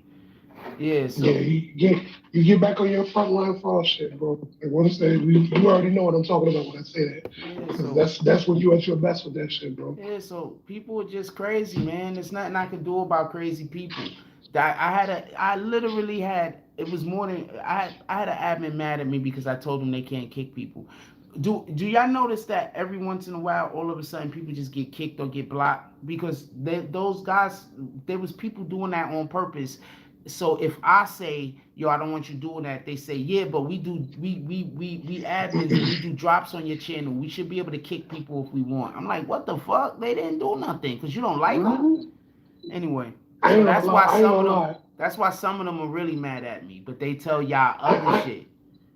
I ain't gonna lie. I ain't never been kicked by one of the admins, but I did get timed out by you. But the thing is even after that, I wasn't mad. Yeah, nah, they kicking people, timing people out for no reason, all types of shit. I mean, if you do something to get timed, look, see, this is the thing. I don't think timeouts are a big deal. I just don't want to time out people for no reason. Every single day, people say shit that I'm like, well, that's timeoutable. I don't time them out because I don't be caring. But if an admin timed them out, I'd be like, that was a good timeout. But I don't time them out. You understand what I'm saying? Hey, my dude timed me out because I made a comment. The messed up thing is it was the autocorrect on the damn phone. So the shit just came out all convoluted, didn't even make sense. For me, he said, yeah, you know what, you're gonna have to eat this time out. I'm like, goddamn. That trigger real quick. Yeah, sometimes you gotta eat the time out. Oh, first of all, also shout out to Omen Brown for keeping the room open till I came back. Appreciate you, baby girl. Yeah, shout out No on my problem. Shout out on Omen Brown, man. She been patient and polite. Very. That's dope. And she been laughing at me all day, so you know. Of course, we on the live right now. We on the live right now. Definitely check out that BBN Saloon. Check out the Eastern District. You know what I'm saying? Shout out to the Eastern District. You know what I'm saying? Shout out to Trolls Nation. They be around too. Shout out to the Eastern District. That's a fact. That's a dope ass name for a Yeah, also, did y'all join the BBN Network on? Y'all know, did y'all join the BBN Network over here? Money Man. Mm-hmm. Tell a story about why in your picture your neck is covered. Whose neck? My neck? Nah, money. No money. Your neck is covered? What happened to your neck? Yeah. Oh man, I got chopped in the throat, Bruce Lee, Chuck Norris style, by my lady. You know, trying to leave. I was telling her, you know what I'm saying, wanted to leave the house or whatever. And you know how you do. You tell them you're gonna leave, and they don't take you serious, and they, I don't give a fuck, leave, do what you gotta do, whatever. Start leaving and they get pissed. You pack that book bag and you walk out the door, and you be like, I'm going to get a room. Who you get a room with? What bitch? Blooka, blooka, blooka, bloop, bloop, bloop. That's all I remember. And I had 3 Ninja Turtles in my throat. That's what it felt like. Oh, wow. And then I had to sit down, and I couldn't think out of I had no oxygen to go through my neck to use my brains. I had to think with my heart, my spirit. You know what I'm saying? And that was it. And I never underestimated a woman ever again after that. You know? True story. Yeah, I'm here with you. Thank you for telling me that story. I will also not be underestimating the dames. What in the hell? It's crazy. But you know, it's a fun story to tell the women, though, you know what I'm saying? Because they know how they get. You know what I'm saying? They don't want you to leave. Where you from, Money? Me, I'm a Chicago native, but I've been in the Carolinas for a minute. Okay. Just curious.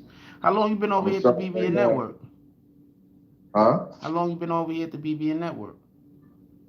Oh, I just joined today. I just got an invite today. You sent me an invite today. I just first time. Oh, so you have? No, I'm the one who sent the invite. For the first time, actually. Yeah, I sent them the invite because I know Money's good people. Okay. Yeah. Oh, yeah, CK was over here fussing because you said you didn't tell him you was on Clubhouse. Oh, yeah, you missed CK. CK was over here. Oh yeah, you owe him a conversation, bro. You owe him a conversation. They gonna fuck you up. Shout out to CK. I don't know what that. You need to get right. You need to get right with the big homie, bro. You need to get right with the big homie. Yeah, you need to check it. Yeah, bro. Yeah, you might want to check your text messages. Clubhouse and he didn't even tell me he was on here. That shit. Whoops. I gotta go out of anyway. Yo, my man said, shout out to CK. Okay.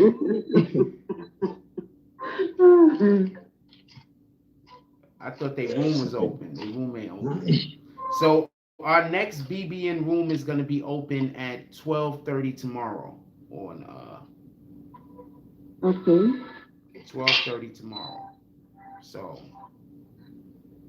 Sounds good. And when I open it, if there's an admin in the room, it stays open. That's all I gotta say. The only time it's gonna close down. But I need all of my admins to block anybody I have blocked, so they can never come in the room. So all admins, you have to block everybody I have blocked, so they can't come in the room. Okay. I don't want.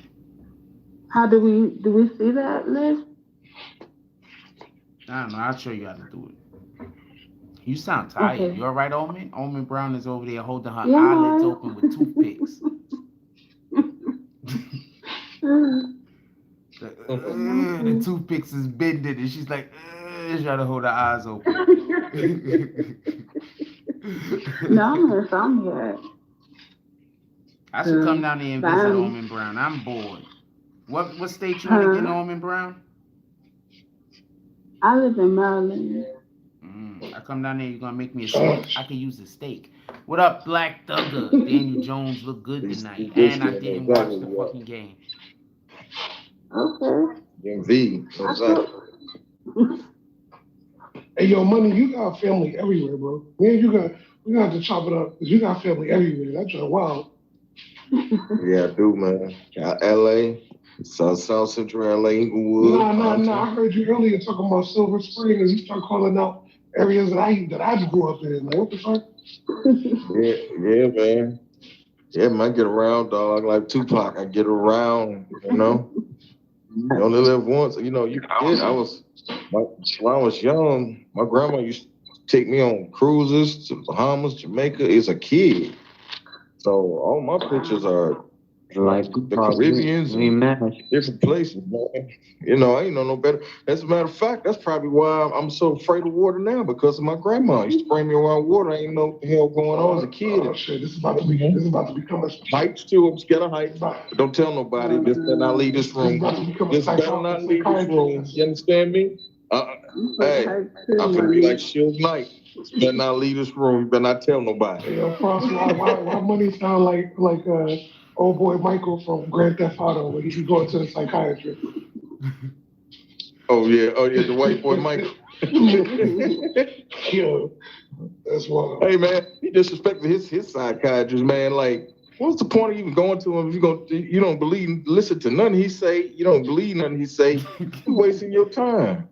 And money. Yeah.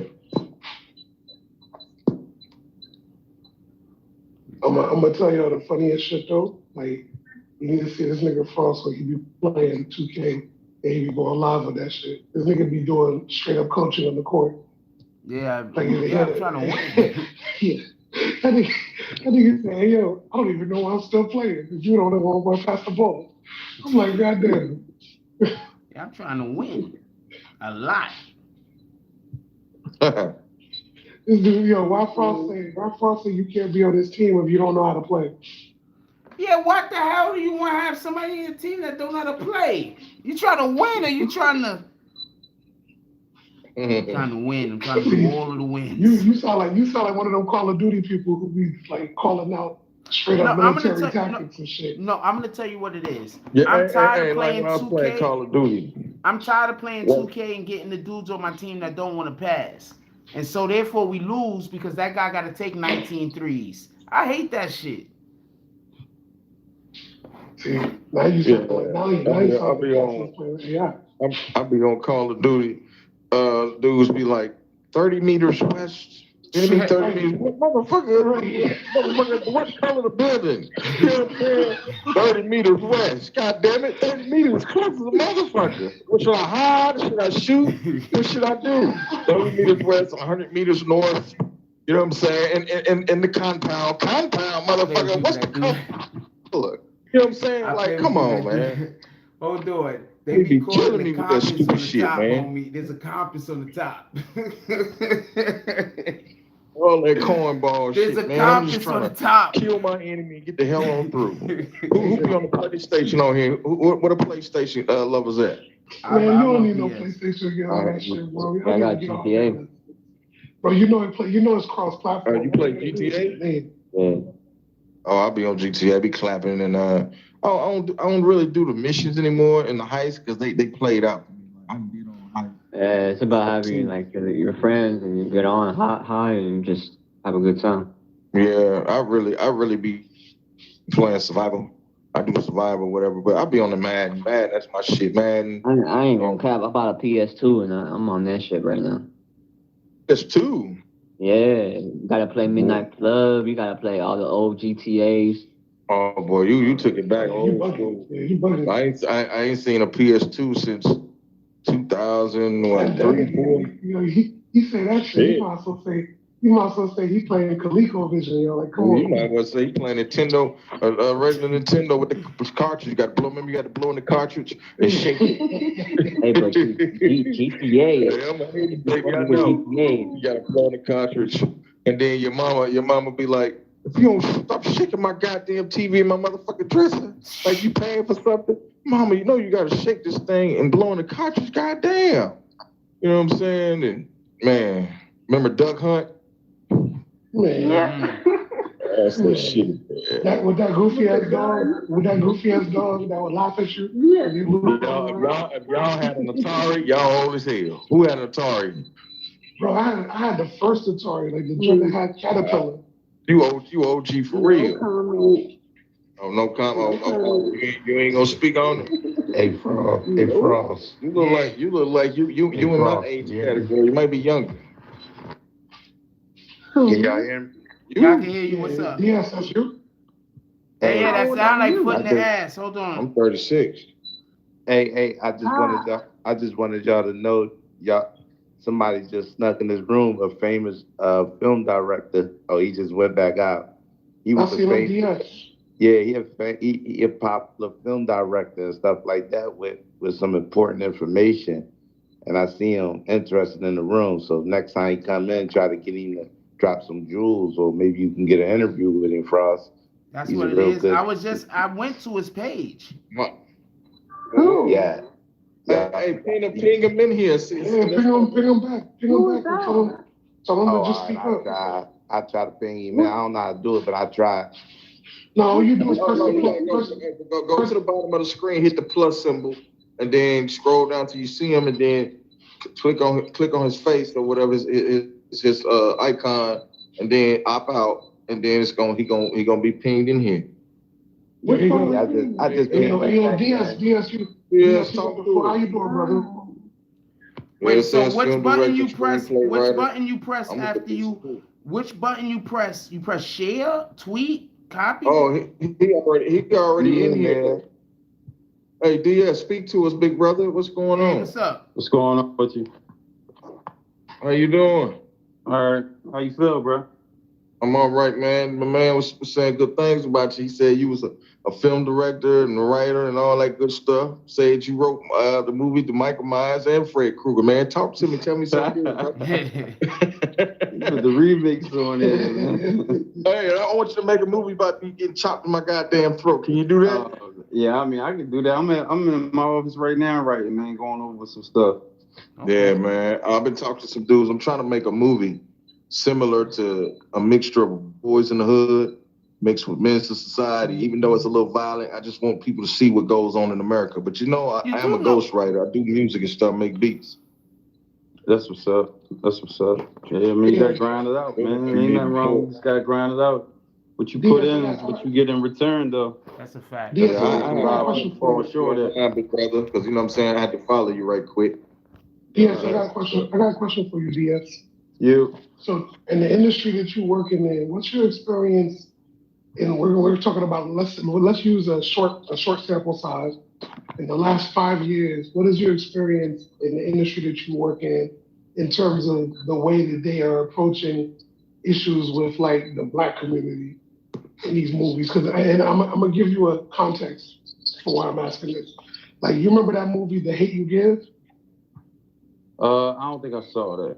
The Hate You Give? Yeah, The Hate You Give. It was like there was the one that used the word thug life. You know what I mean, to market the movie or whatnot. So, like with that movie, it was basically about, you know, a young lady whose father was a revolutionary, but her homeboy gets killed by a cop when he was reaching for a brush.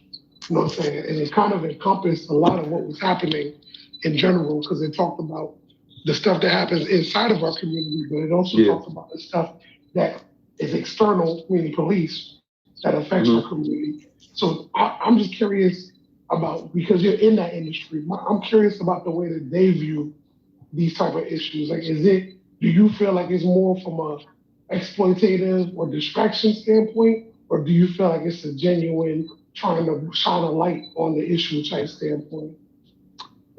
I think it's more of like a double-edged sword. Some people will elaborate on it because they really, truly at their heart, they want to, you know, paint that vivid picture to some people that don't want, you know, just like real quick. All right, a lot of people don't like to watch the news or pay attention to the news. They rather get the content or get the information through a movie or however they digest it. You know, a lot of people, you know, everybody don't think the same. Everybody don't process the same thoughts. Or, you know, if I put something in front of you, everybody got their different perspective, per se.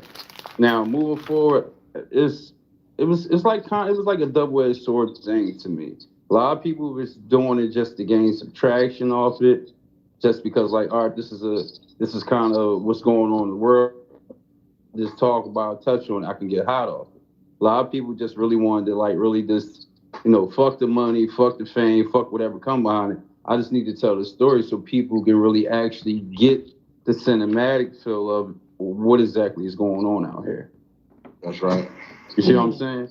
And I peeped that, not to cut you off, I evaluated and I studied and I watched a couple of things that came across my desk that's revolving that. And I just was like, well, all right, they told a good story. You could tell they kind of like took their time. They really like dug deep to get this story out and touch and paint this picture. Then a lot of this stuff is just like, all right, I know what you're trying to do. You're just trying to flee up on one real quick so you can get in the door, and that's going to be a wrap with that. Right. So let me ask you a second question to follow up to that. Have you seen the movie One Night in Miami? I think it's called One Night in Miami. About Sam Cooke, Muhammad Ali, and Malcolm X on Netflix? No, I didn't catch it yet. I'm not okay, really. We're not gonna do spoiler alerts. There's a reason why. It's a good movie. It's a good movie. I didn't get a chance to get around to it. My whole thing, I really how I view movies and like when I do watch them, because I be working so hard on my stuff. It really, really, really got to catch my attention, or it got to be a time when I sit down and my lady like, no, you know, you got to watch this. You see what I'm saying? Other than that, I don't really watch, because like 99% of the movies that's out are horrible. They're horrible. I mean, I say that like with pride. There's no passion. There's no passion behind it. The writing is weak, and it's just like, you know, Hollywood. All they doing is just manufacturing. Like it's like a warehouse. Just put it in the box and get it out the door. They don't even care about what the fans think or the consumers think, as far as just digesting the information or digesting the actual film or making the film fun or whatever it is. I've been saying this for like the last, I don't know, 10 years I've been in the game. It's just like all movies are watered down to me, because even down to, you know, some of the majority of independent films, because the people that's doing them, they're not really putting no effort into the story. They don't make you want to watch it. They don't make you say, he doing something different. Versus like, you know, all right, we got 1 million of you doing trying to do the same fucking thing. Why should we pick you out of the needle, out of the haystack? So real quick. The reason why I was even bringing that up. Yeah. So let me ask you another question. Have you seen the movie Malcolm and Marie? No. I'll be out the loop, bro. I'll be out the loop. I'm asking about. So what I'm asking about is film styles, because you talked about when you see certain movies, you can tell when the director or the writers really try to dig deep versus when they didn't. You know what I mean? And it's like, I know in a younger version of myself, I used to do ghostwriting for developmental talent at Atlantic Records. And it's like, when I listen to music, I don't listen to music the way that most people listen to music. I listen to music with a writer's ear. You know what I mean? And I'm looking for the emotion that the artist is trying to evoke from me when I'm listening to the songs. You know what I mean? And so my question to you is, like, when you see some of these movies that are kind of exploitative, you know what I mean? Like, do you feel like it's the money grab? Like, they just, like you said earlier, about them just trying to get it off of the buzz because this is what's popping right now? Yeah. Or, it's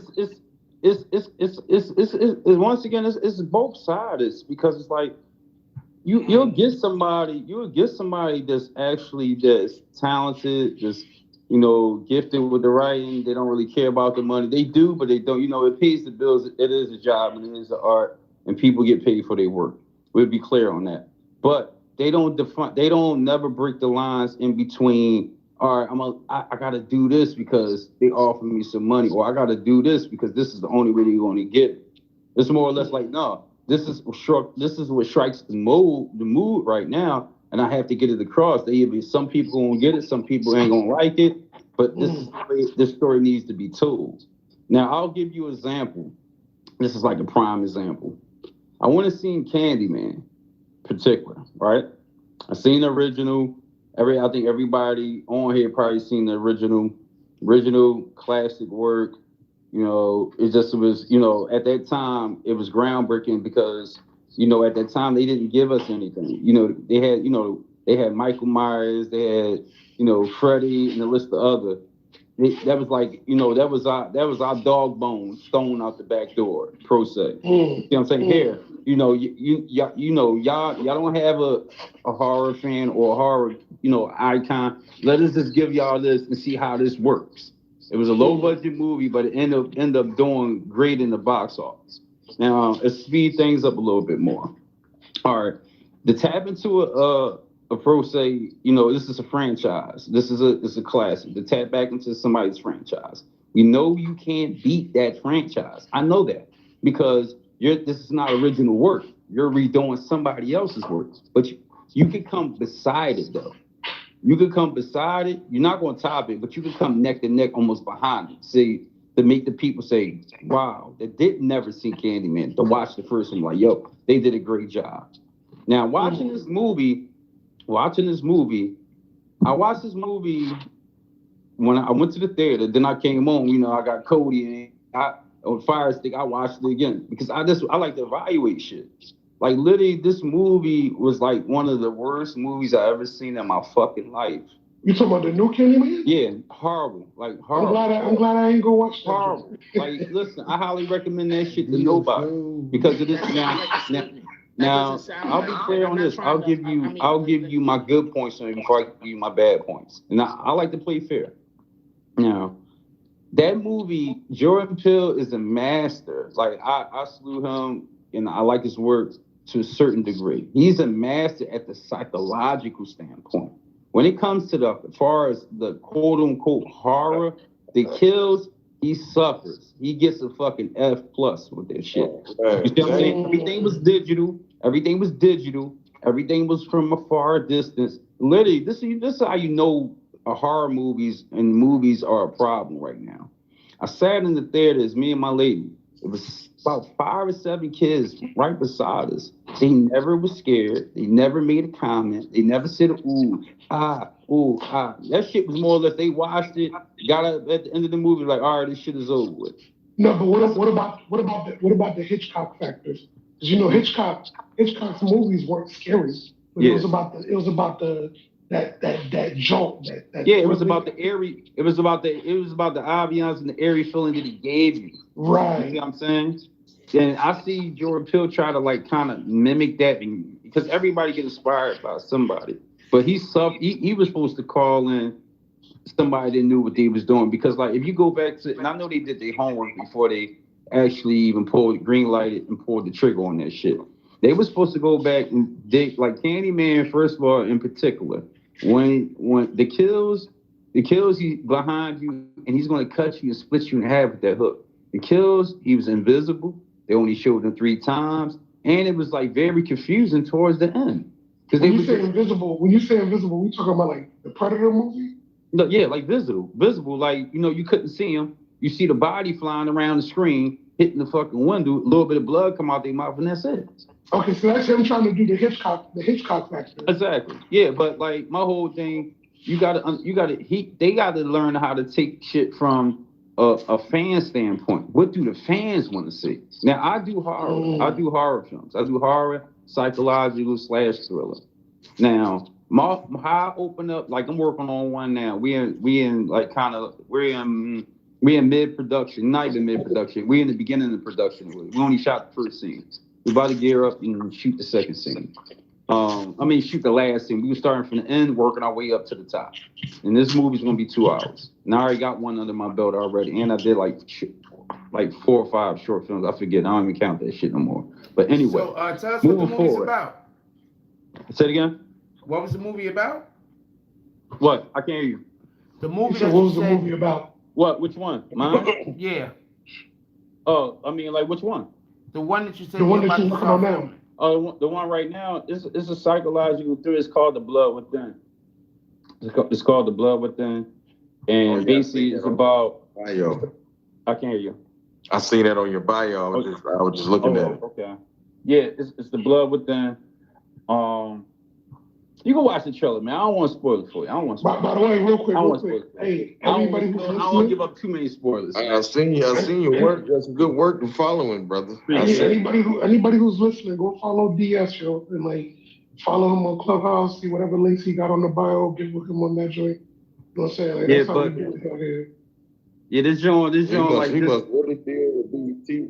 This joint I'm working on right now, The Blood Within, like this shit right here. Gonna shake them up. Believe me, mark this conversation in your book that you had it with me.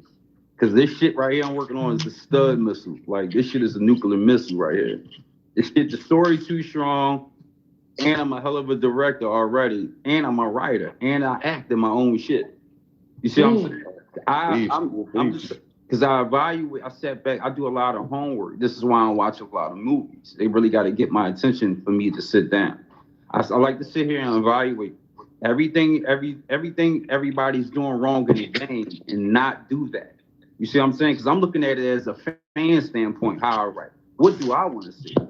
When I open the movie up, I need to open this shit up with a bang. I want people to be scared. I want to give people nightmares like back in the day when I was a kid.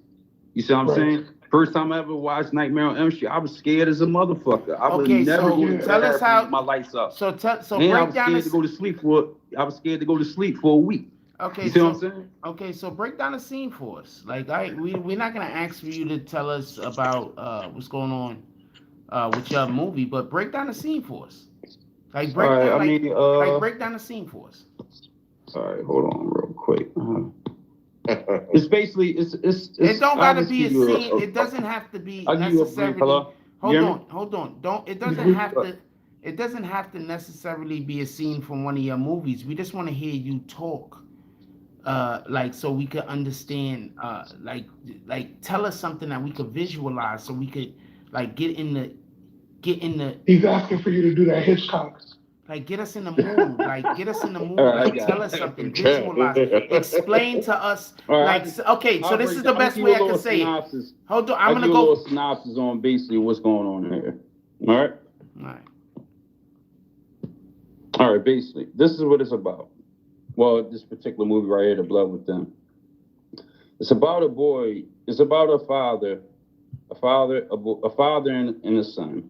The son can't live up to the dad's standards because he's just more or less like, when he came out, when he was born, the dad was ecstatic that he was hyped, that it was his first son, et cetera, et cetera.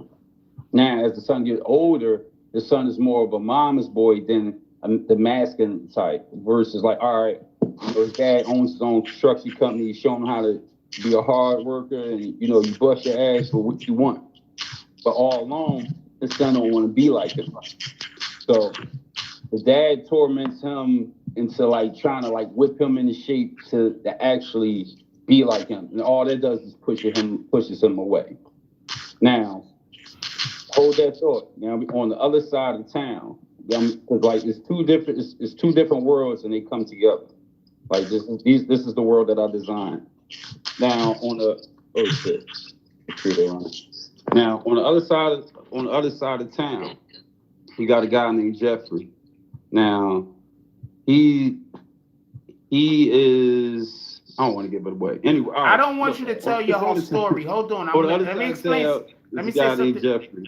Let me say something. He's a murderer. No. I don't want you to tell. I don't want you to tell your story. Hold on. I don't want you. I don't want you to give away parts of your story.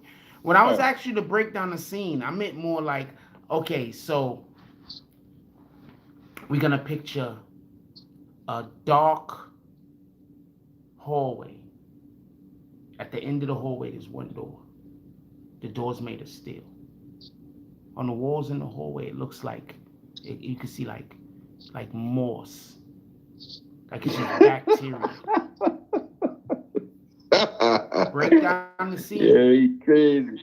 Our protagonist walks down the hallway. You want me to ask you how I would line the scene up? The Kim. I was just. That's all. I'm just coming up with this at the top of my head. So hold on. Our protagonist walks down the hallway, and you could just hear the footsteps. Serial killer in the and the movie. camera.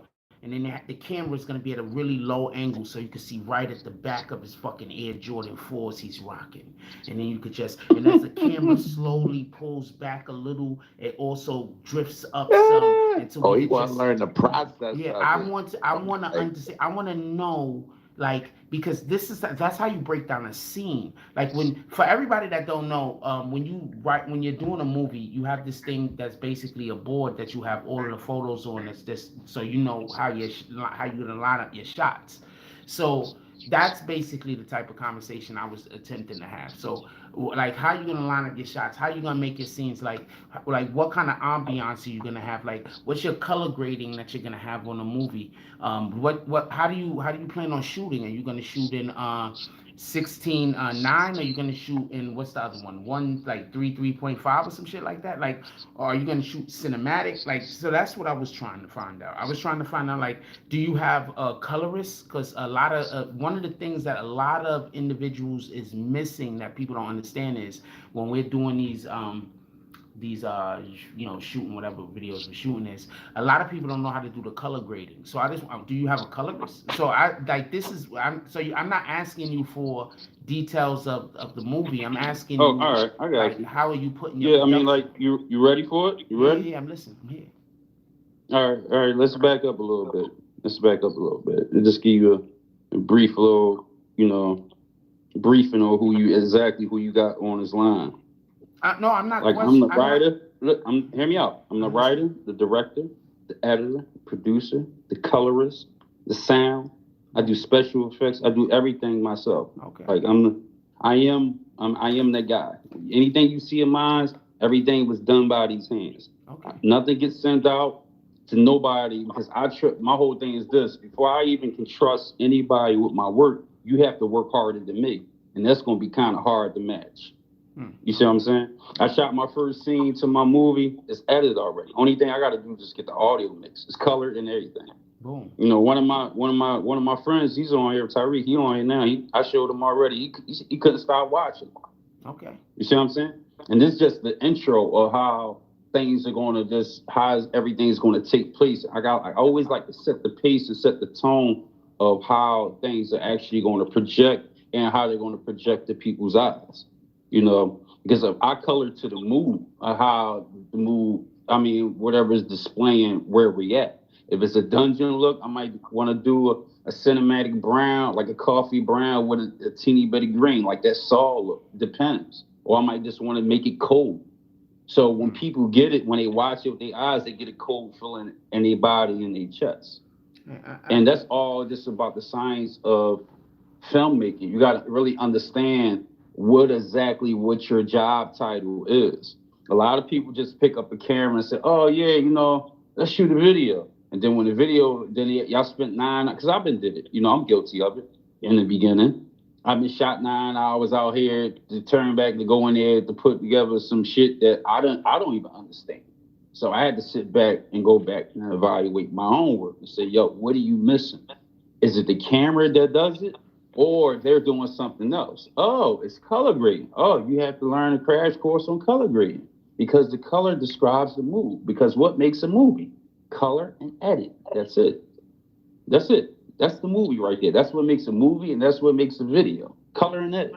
It's about what I project and put in front of your face, how I color it, and what you hear. Because if you got a lot of noise and a lot of different elements in the background that don't belong in the background, it becomes a distraction. Yeah, well, now the fast forward. Go ahead. No, I'm here for this. I wasn't trying to question your ability to be able to do your thing. I just wanted to be able to just. I just like that's how I talk. I wanted you to expound on. Hey, Faust, come a little bit closer to the mic, bro. Oh yeah, I'm leaning back far. Shit. Now I just wanted you to expound on what you were saying because for one, we're on. I wanted. There was people that didn't. Anyway, I just wanted you to expound on what you were saying. I'm in no way questioning your ability to do your job. I mean, what the hell? Who am I? No. I wasn't taking it like that. I was just giving you a little briefing. That's all, so you can get a better understanding. Because it's like I understand you've been met. A lot of people are guilty of that, or you've been in contact with people that do what I do, but they don't know how to do the full job. No, I agree. You might be good with camera. I actually graduated with I had to take a lot of film classes myself. So no, okay. I get what you're saying. I mean, I completely understand. Yeah. See, I've never been to film school though. Oh yeah. Everything self-taught, and I wrote a book my first trip. That's how I got into film. I wrote a book, and I wanted to get the vision across, and I couldn't get the vision across. So I said, I ended up just teaching myself. No, I never went to film school. I never went to film school. I went to this school that it was a trade school called Catherine Gibbs, and it's actually in. So it's right next to Times Square. It's across the street. It used to be across the street from Bryant Park. Believe me. Anyway, so I actually went there, and there I studied digital media. So while I was studying digital media, I had no choice but to take up. It was just part of the curriculum. So it wasn't something I went there to study. So I don't want to make it seem like I was like, oh man, I'm going to go study film. It was just a class that I had to take. I had no choice. Yeah, DS, I got a question for you. Yeah, I'm sorry. In terms of like black screenwriters, like what do you see what is your experience in the industry? Is it one of those things where the doors are open? Is it one of those things where they try to co-op what you wrote and try to put it under their name? Like what is your experience? I had a bunch of few different experiences in the last, I want to say maybe 5 years. I had actually, I'll just tell you a story. I'll tell you a story real quick. I'll tell everybody a story because I don't really care. It really is not nothing to me. I went out to LA and I was talking to Dame Dash, right? I was talking to him. Talking to Dame Dash. You know, he has like this class. He used to have it, but he stopped having it, like Poppins class or whatever he had. So I took that as an opportunity to say, all right, I'm gonna go out there and try to make something happen. I'm gonna be right there in the class with him. So now I can go ahead and I can box him in and try to get and squeeze a connect or two out of him just to like bridge the gap with some of the stuff that I'm doing. Maybe we can just partner up. You know, I know he want to make some money for his time, for his connections. I got the material. I got plenty of material. I can write this shit all night. And, you know, let's see what, I hope for the best. You know, moving forward, I went out there, talked to him, got out there for, I went out there for like a week or something like that. But anyway, you know, he was ecstatic by the work that I that I showed him. You know, he wanted to have a conversation with me afterward. So things was like kind of looking on the up. Now, moving forward, you know, we had a dialogue after that. We had like kind of a semi-meeting, like right there on the spot. He was like, well, you know, who owns it? You know, I retain all the rights to me. I own all the exclusive rights to all my projects and everything's copyrighted. Because it only costs $60. So that's like the best $60 I even spent in my life. You got to protect your work. We out there talking, speed things up. Y'all there talking, said, all right, bet. This is what we'll do. We'll do a movie. I want to do a movie with you. If that's cool, you want to do one together, we can do one together. You know, I can put yours out on my site. At the time, you know, you had the, I think it was Dame Dash TV or whatever that site you had. Like, it was kind of like a spinoff of Netflix, though, but like all black, like, you know, shows, that kind of stuff. All right, cool. But before we do all that, let's put that in contract and put that in writing because I have to protect me. It's business, it's not personal. You see what I'm saying? I have to protect me. I have to protect my investment. I have to protect my time and money and skill and a list of other things that all while I'm here having this dialogue with you. Okay, cool. You know, just put the contract together, send it over. It makes sense. You know, man, you know, we can go for there and not, we negotiate, blah, blah. I'm like, yeah, because, like, you know, I'm not asking you for any of your money. I got my own money. I put my own money up behind my own shit. I'm just asking you for, like, you to be the machine. You know a lot of people that I need to know to channel my shit a little bit more further to get me further down the road. So, went home. It was like, yeah, you know, when you're ready, get the contract. I got the contract together, sent it over. You know, day go past, 2 days go past, week, 2. You know, I sent them a courtesy text. Did you get a chance to review the contract? You know, and move forward. Anything you don't like in there, you know, you can, you know, call me via such and such or email me via such and such, you know, so we can, you know, try to come to some neutral ground or not, you know. It was great talking to you guys. If you don't want to do business. I received a text back like, you know, maybe, I don't know, 2 days prior to after that. 2 days prior to after that. And it was his assistant. And the assistant was kind of this like real persistent and like kind of like speedballing me. Yeah, he said, you know, do you got the artwork for it? I'm like, yes, I have the artwork for it. All right, you can just email me and send the movie over. We'll just put it up on the site. Listen, scratch that record, DJ, and bring that back. We're not doing all that. We need to do one step at a time. I'm not mesmerized because he's Dame Dash. That shit don't move my boat, and that shit don't get my engine roaring. Because my whole thing, he ain't cutting the check. What did we talk about? He's a grown man like I'm a grown man.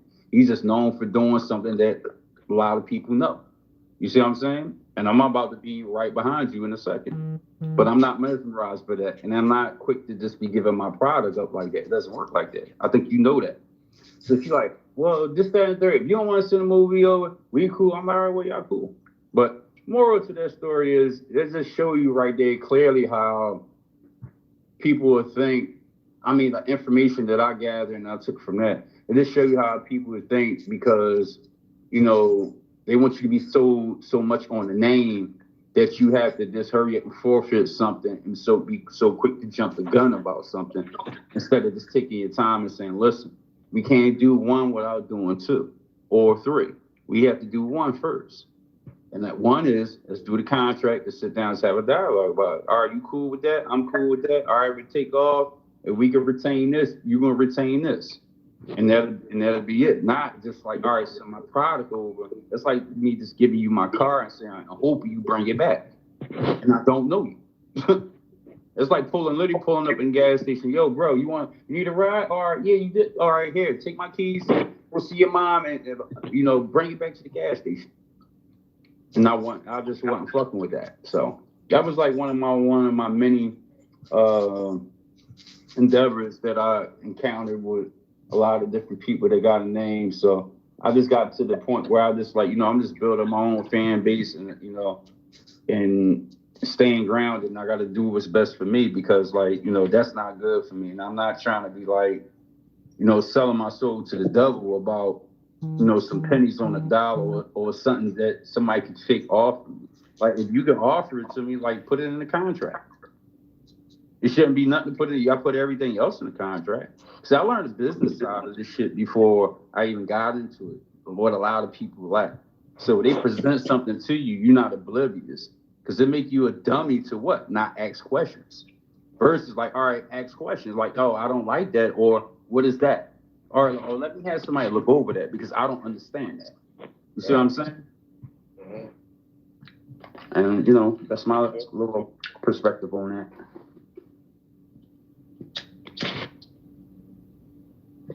So let me ask you a question though, big guy. It's money. So it's safe to say that, you know, I'm listening to you. You know, it sounds good or whatever, right? You know what I'm saying? So you say you've been in the game over 10 years, right? Yeah. Yeah. So I'm assuming that ain't too many guys that do the same thing you do in the industry that can really be on your level. Am I correct? I mean, you clarify that. I mean, like, not even like on the level. I mean, I look at it like this. I'm in my own lane what I do. I'm in my own lane how I look at it. I'm the only one driving down the block. I don't see nobody else. Even if there is behind me, I'm looking straight. And I just know what kind of level, how I think, and how I process shit, and how I transfer shit. You see what I'm saying? It's the thing when you can do all three of those elements and actually go out there and execute it. See, a lot of dudes, they'll have great ideas, but they don't know how to execute. You got to know how to execute. Hey, so where you from, DS? From Philly. From Philly, North Philly. So let me ask you a question, DS, right quick. You know what I'm saying? Before you go or whatever, right? So a dude like me who really thinks in the music and in the market, I'm basically a threat to the industry because I listen to a lot of that trash in the industry, man. Them dudes ass, right? That's just my opinion. You know what I'm saying? I'll say the same thing on the record. You know what I'm saying? Exactly. But long story short, like with my raw talent, right? You know, you only live once, right? What can a man like me do to get in the movie industry and just like you be able to not to compare myself to you because you are unique in your own way, just like I'm unique in my own way. But what can I do to get into the movie industry to learn how to, you know, use a camera, write, you know, conduct scenes, deal with the makeup and all that good shit, man. Like where do I start? You know what I'm saying? I mean, if you want to get into that, if you wanted to get into that, my best advice that I can give you, like I told like many people, you know, take the first initial step. Don't do no talking. Let's go get you a camera, get you a laptop, get familiar with Final Cut, and go out and shoot, edit, repeat. Shoot, edit, repeat. Because this is going to open up your mind to exactly how to work everything. You got to learn how to work every function on the camera. You got to learn every function on the camera. Can't let the camera just be on autopilot and let it pick from you because it don't work like that in Hollywood. You see what I'm saying? Hey, I got a question, Desmond. Go ahead. So your name is Desmond. Yeah. How tall are you? 6'3". Were you in Modern Love? Say it again. Were you in Modern Love? Modern Love? I think I seen one of your scenes where the dude was picking up the young lady. The young lady had a dress on. They was putting like gore around her mouth. Was that one of your scenes? Yeah, that's me. That was me doing the makeup. Oh, okay, yeah. He's light skinned, tall dude, right? Yeah, that was me doing the makeup. Yeah. You know, you look like I thought you was what's that rapper from New York name? Damn. Dave East? Dave East. He looked like Dave East, don't he? Yeah, I got that a couple times. No, I don't know him. I just hold on. I don't know what he looks like. I've never seen a picture of this guy. I got that a bunch of Hold times. on. I got that a bunch of times. Hold on. I've never seen a picture of this guy. I just randomly said Dave East. Hold on. Hold on. I've never seen a picture of this dude. Look at the screen I'm looking at. I've never seen a picture of this dude. He's no picture of him on his IMDb. This is where I was. I do not know how this guy look. I just randomly said Dave East. He looks like Dave East? He do look like Dave East. Boom. I just said that shit out random. Hey yo, Money. Yeah, that's crazy, right? Hey yo, Money, on some real stuff though. If you're doing music, one of the things that a lot of artists overlook is licensing. You know what I mean? So one of my homies, MC by the name of Wordsmith, you know what I mean? You look him up, dude, he's not like a mainstream artist, but the way he started getting his money was through licensing, through video games and movies. You know what I'm saying? So he would have a lot of tracks that didn't have no samples in it because he was an independent artist. You know what I'm saying? And the dude got tracks on some UFC video games. He got tracks on like independent films, all types of stuff. And he was able to get money doing that. So if you're doing music and you come across cats like BS who are doing Jack Frost. like, ladies and gentlemen, we about to get up out of here. Shout out to everybody that pulled up in the saloon today. The people that's in there right now is Almond Brown, we got Money Emmanuel, Crisis Black, Tyree King, and apparently DS the writer. Shout out to that guy. He has a YouTube channel of his own. I don't got look. Shout out to the guy. Maybe we'll see what he's doing on the making movies tip. Anyway, I gotta go. It's time. 12:30. Everybody enjoy your night. I love y'all. Please, if you got anybody still awake in your household, give them a hug. Tell them you love them. You don't never know what's going to happen tomorrow. Give people their flowers while they're still here. Also, when we wake up in the morning, one of the first things we want to do is drink water. Make sure that you got water with you. What kind of water it is also very important. Make sure that we stay hydrated. Got to get all the minerals into the bodies. With that being said, like, comment, subscribes. Join the notification gang. Hashtag Bronx Bomber. Let's get it. I love y'all. Take care of each other. Hug the kids for me. I haven't forgotten about you. And that's all I got on this one. I'm out.